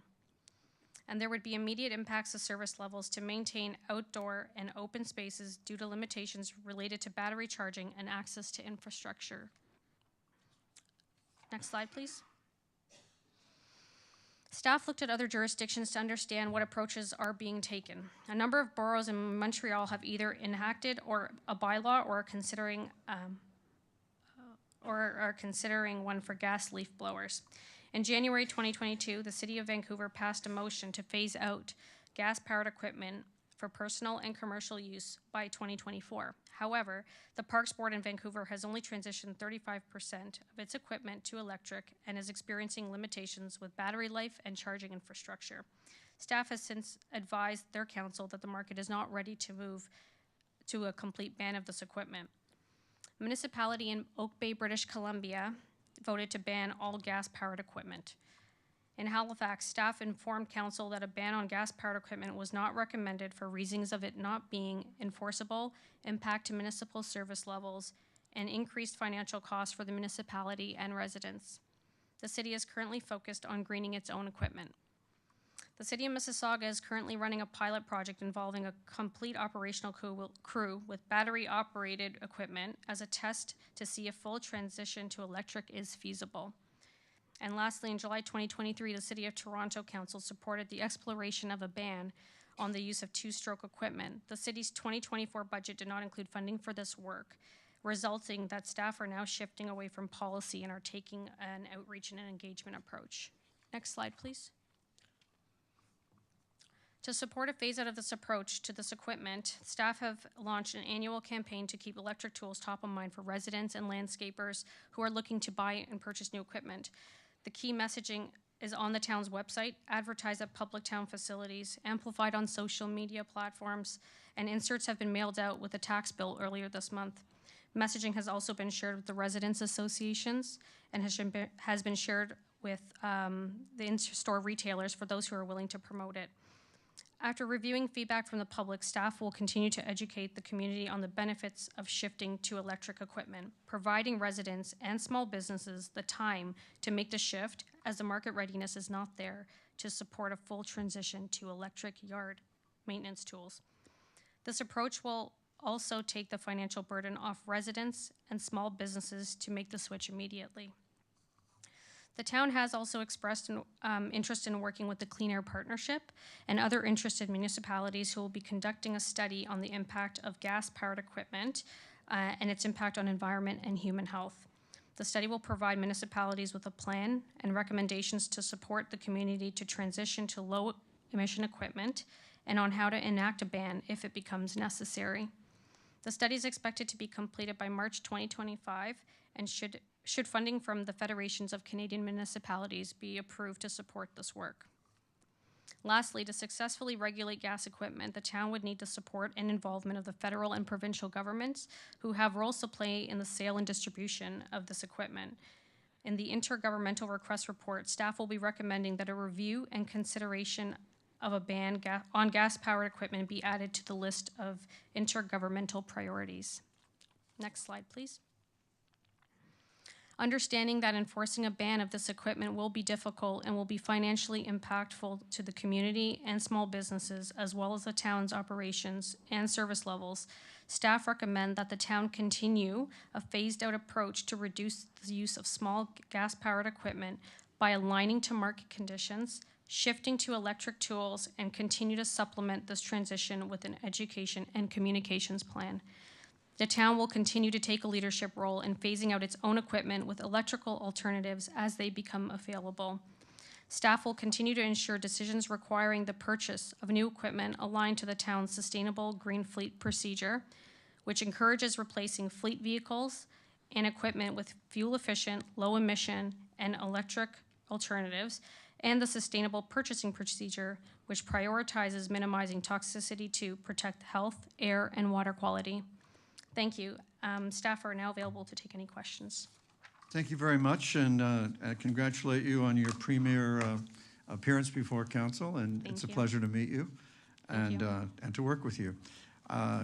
You have generated a few questions. We're going to start with Councillor Adams, Councillor Chisholm, and Councillor Dudek, and once they've warmed you up, we'll see what else happens. Thank you very much for the presentation and the materials. I just had a clarification question for you. On page 138 of our agenda, under the climate change section of your report, it refers to emissions research that has shown that commercial leaf blowers, after 1 hour of use, generate pollution comparable with that of a 1,760 kilometer drive in a car. When I went to the link for emissions research, it just cites the same number without actually showing any research. And I wonder whether that number is referring to CO2 emissions or other kinds of pollution emissions. And so I wonder if you could check on that, or if you happen to know, tell us.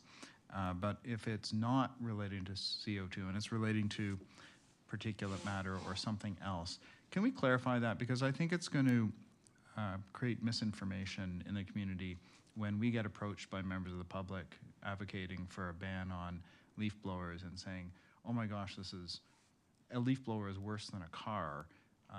It might be worse than a car with respect to particulate matter or something like that, but I find it hard to believe that a leaf blower generates that much CO2. It would require burning an awful lot of fuel. So I wonder if you can check that, please. Yeah, through you, Mr. Mayor, yeah, we can absolutely check on that. Generally, those numbers are provided in equivalent carbon dioxide equivalent numbers, so we can go back and look at it. Leaf blowers generally spew off all sorts of different types, carbon monoxide, carbon dioxide, volatile organic compounds. So we'll double check how that number was built, but it's usually an equivalent CO2 number that they make reference to. Okay, I look forward to that clarification. Sure, because I wondered about how it was calculated. Mm-hmm. Next up, Councillor Chisholm. Thank you, Worship. As the time comes, I would like to move this report. The only comment I have is on the noise, and I'm going to revert back to the municipal bylaws on what we've just approved. The challenge we have, it's the two-stroke is one thing, but we have services that come out on properties with 2 and 3 and 4 of these going at the same time. This is a real challenge. Is there?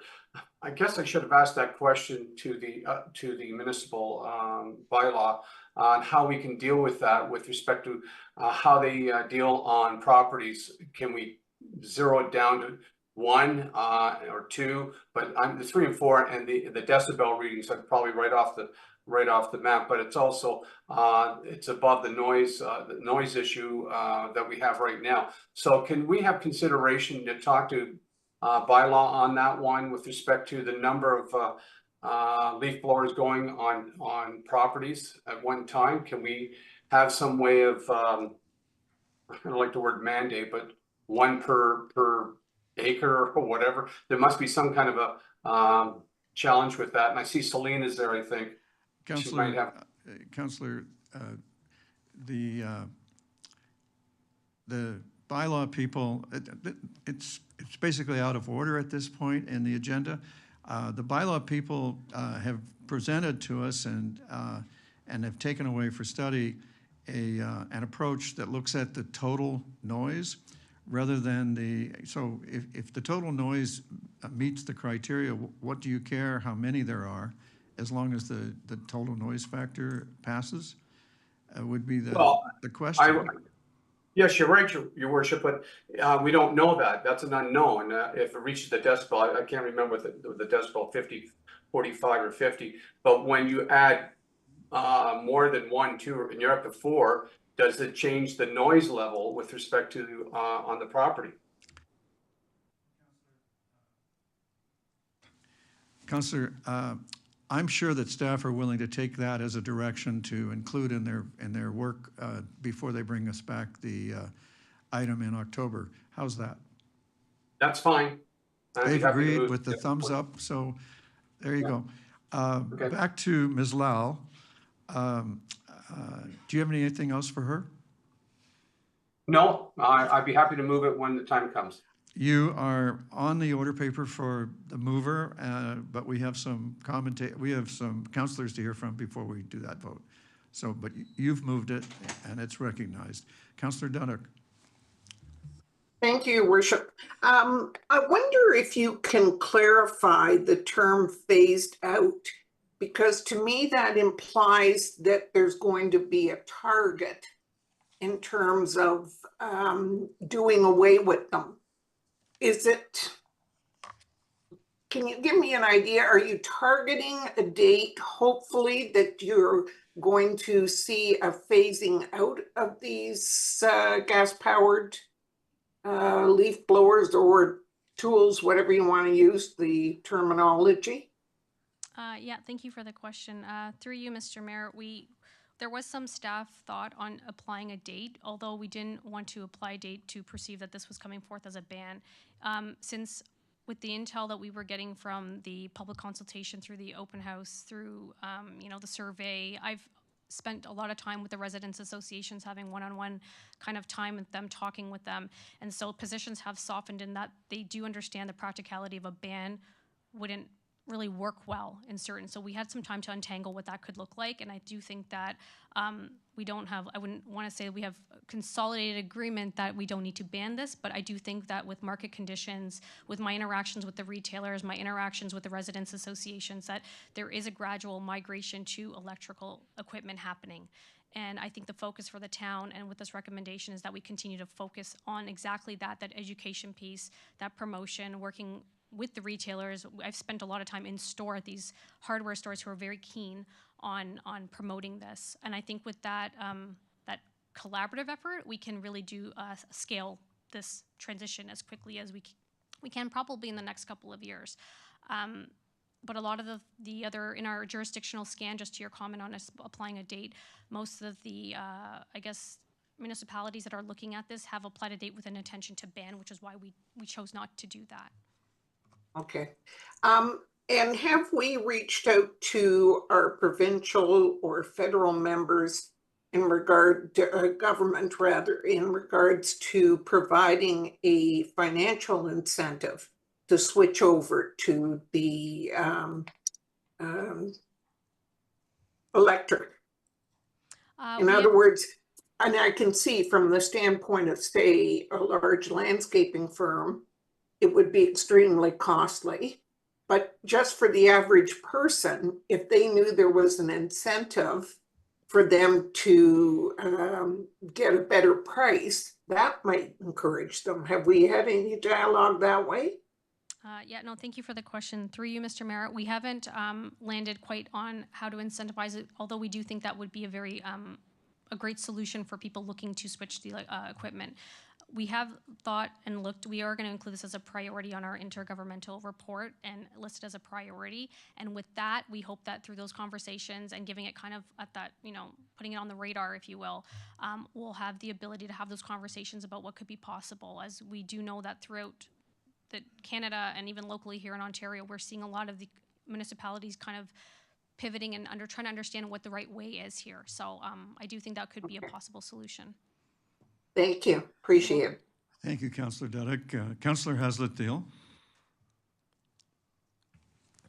Thank you, Mayor Burton. Welcome aboard, and thank you for the great report. My comments are really around the quality of the information that's in the public realm. It is one of the better social media posts, etc. People's eyes are stopping and looking and reading it. So well done. And I mean, it really is, more people have stopped me and commented about that when they're at the community center than some of the programs that go up on the board. So thank you for that effort, and keep up the great work. I appreciate that. Thank you. Thank you, Councillor. Councillor Chisholm's motion is before you, Council. Is there any objection? There being none, Councillor Chisholm, congratulations, your motion carries. Council, 10.7, the Priority Intergovernmental Request Report is in front of you.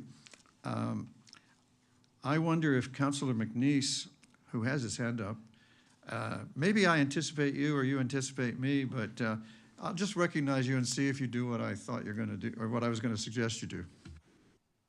Through your worship, add fireworks to the provincial list? Bingo. Okay, yeah, we're in agreement. Thank you. All right, so the indicated motion would be that the 2024 priority intergovernmental requests identified in Appendix A from the Strategy, Policy, and Communications Department be approved with the addition of a request of the higher levels of government to ban the sale of fireworks. I think that's all you wanted. I'm tempted to say the importation and sale. I guess to your worship, I believe other municipalities are trying to join forces through, AMO, FCM. So I think if we could benefit from working in collaboration with our partners to see what's possible. So. Right, I was thinking the province could ban the sale and the federals could ban the importation. Cut them off at the source, so to speak. So you're moving that? Yeah, I'd be happy to. A couple hands up, I believe. Well, I'm just getting a motion on the table. And now we turn to the hands. Councillor Chisholm's got the fastest hand, then Councillor Giddings. Thank you. Since we've approved the noise bylaw recommendation 2, can we move that into the 24 priority intergovernmental requests? Because that's where it's very specific. Can we add that in too? Because that's one we're looking to move to the government. Are we okay with that? Through you, Your Worship, it is in the list in the appendix. Oh, it's not in the report. Okay. All right, that's fine. Thank you. Okay, Councillor Giddings. Thank you, Mr. Mayor. Through you, I just had a question regarding the changed requests. Midtown Oakville to remove the request related to the reconstruction of the Trafalgar Road interchange. Is that remove or delay, or just curious, a little more detail on that one? Detail is coming in the person of Commissioner Fu. Through you, Mr. Mayor, the Trafalgar interchange through the Midtown Transportation Study is being reconfigured. So we removed it from the request to the advocacy piece, but it's certainly there will be a network that will facilitate that intersection. Would that include the Royal Windsor full exchange? I'm just trying to picture, because there was always that twinning of Trafalgar, if you'll call it that.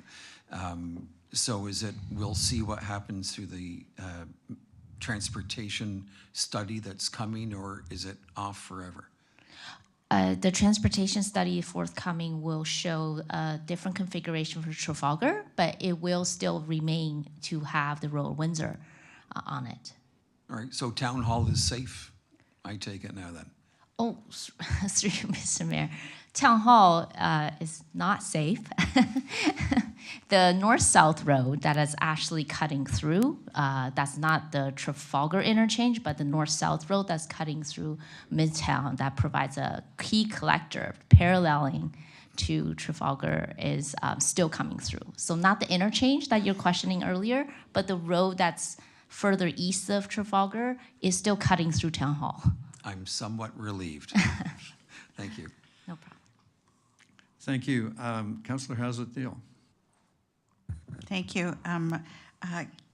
Just in terms of advocacy, in the new Midtown report that's come out, they're saying Royal Windsor interchange upgrades are a 2051 target. So I see it on here as our advocating in our original plan. Are we advocating for 2051 or are we advocating sooner? Through you, Mr. Chair, we're always advocating sooner. I think it's important for us to be always in front of our provincial or other partners to advocate for infrastructure. The sooner we could get infrastructure funding to Oakville, we will certainly move up our target in terms of our planning horizon. Okay, thank you for clarifying that. All righty. We have received a motion from Councillor McNeice adding the issues of banning the importation and sale of fireworks. Is there any objection to the motion? Madam Clerk, there being no objection, that carries. Congratulations, Councillor McNeice. Council, you have a confidential report from legal, and on the off chance that you're satisfied with that report, I wonder if someone would give me the indicated motion from the report. Councillor Longo, is there any objection? There being no objection, that's carried, and I can report that the motion was to receive the legal update report and authorize staff to settle the litigation. What? Oh, sorry. I misunderstood. Well, anyway, something has been passed. Sorry about that. I believe it's time for a motion to rise and report to council. Councillor Elgar, thank you very much.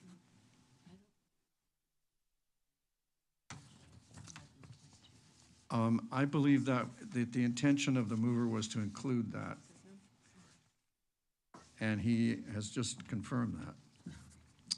So is there any objection to Councillor Elgar's motion to rise and report? There being none, that's carried. I rise and report the Committee of the Whole met and made recommendations on consent items 8.1 through 8.5, discussion items 10.1 to 10.7, and confidential discussion items 11.1 to 11.3 as noted by the clerk. May I have a mover and seconder to adopt the report? Councillor Adams and Councillor Grant, thank you. Any objection? There being none, the report is adopted. Council, I need to ask if anybody has any new business of a congratulatory or condolence nature, and I see hands. Councillor Nanda and then Councillor Adams. Thank you, through you, Mayor Burton. This Saturday, there will be a Asian Heritage Festival, the very first heritage festival through the Asian Heritage Society. And we would like to invite all of council and staff and all the residents of Oakville to come out to Fowley Park from 11 a.m. to 7 p.m. to enjoy lots of food, event, cultural performances, and just a great day outside with your family. So we would love to have everyone come out and join the festivities. Thank you. Thank you. I love parties. Can't wait. Councillor Adams. Speaking of parties, Councillor Listrina and I want to congratulate the Northeast Oakville Fair for the 5th Northeast Oakville Fair that they held just yesterday. And the committee did a fantastic job. I want to congratulate the chair of the fair, Jennifer Brickus, who not only was the chair of the fair, but she and Century 21 Miller Brokerage were platinum sponsors, along with SmileWorks and Dentistry by Dr. Chuan Chuan and Associates. They together and a whole bunch of other gold sponsors and silver sponsors made it happen. And we managed to give out 2,200 waffles, and Councillor Knoll and Film.ca gave out 1,100 bags of popcorn. Thank you for all the popcorn. And our chair of the fair estimates that there were some 4,000 visitors that joined us over the course of the day. And so we had a fantastic fair, a lot of fun, a lot of happy smiles. And so we want to thank a few members of our staff who helped make it happen. And number one on the hit parade was Anna Rookyard, our special events coordinator. A ginormous thank you to her and all the team that helped her. I have a little special call out for Emily Strobel, the coordinator in the licensing and enforcement team, who they probably never get thanked, but they managed to get one of our vendors through the licensing process on Friday at 4:15, just in time for the fair. And so a giant thank you to making that happen. Chris Mark, who was with us here, he and his team made the fairgrounds look fantastic for the day, and so a giant thank you to their team. I know every member of this council thinks super highly of Chris and his team, but they really went above and beyond to make the day a great success. So once again, congrats to the fair committee for another very, very successful day. Councillor Lischina, I'm pretty sure you're the one that may have called the Weather Network to give us the window of opportunity to have just the best weather possible. And so to all of you who joined us, thank you. We appreciate your support. Thank you, Councillor Adams. And I have to thank the fair for giving me an opportunity to sample a Venezuelan delicacy, an arepa rombera, which I highly recommend. I also, in the same spirit of congratulations, happy 167th birthday, Oakville. So I believe we have a request for report from Councillor McNeice and Councillor O'Meara. And I believe the clerks have circulated it to you. It's moved by Councillor McNeice and Councillor O'Meara. Does anybody object? Then that's approved. Congratulations, guys. So now we need a mover and seconder for consideration and reading of the bylaws as listed in the agenda, except for 2024-79, which we did not pass. Councillor Longo and Councillor Knoll, thank you. Any objection? There being none, the bylaws are considered read and passed. And that ends the work of the meeting. Thank you, everybody, for all your contributions. It's terrific working with you, and we're done.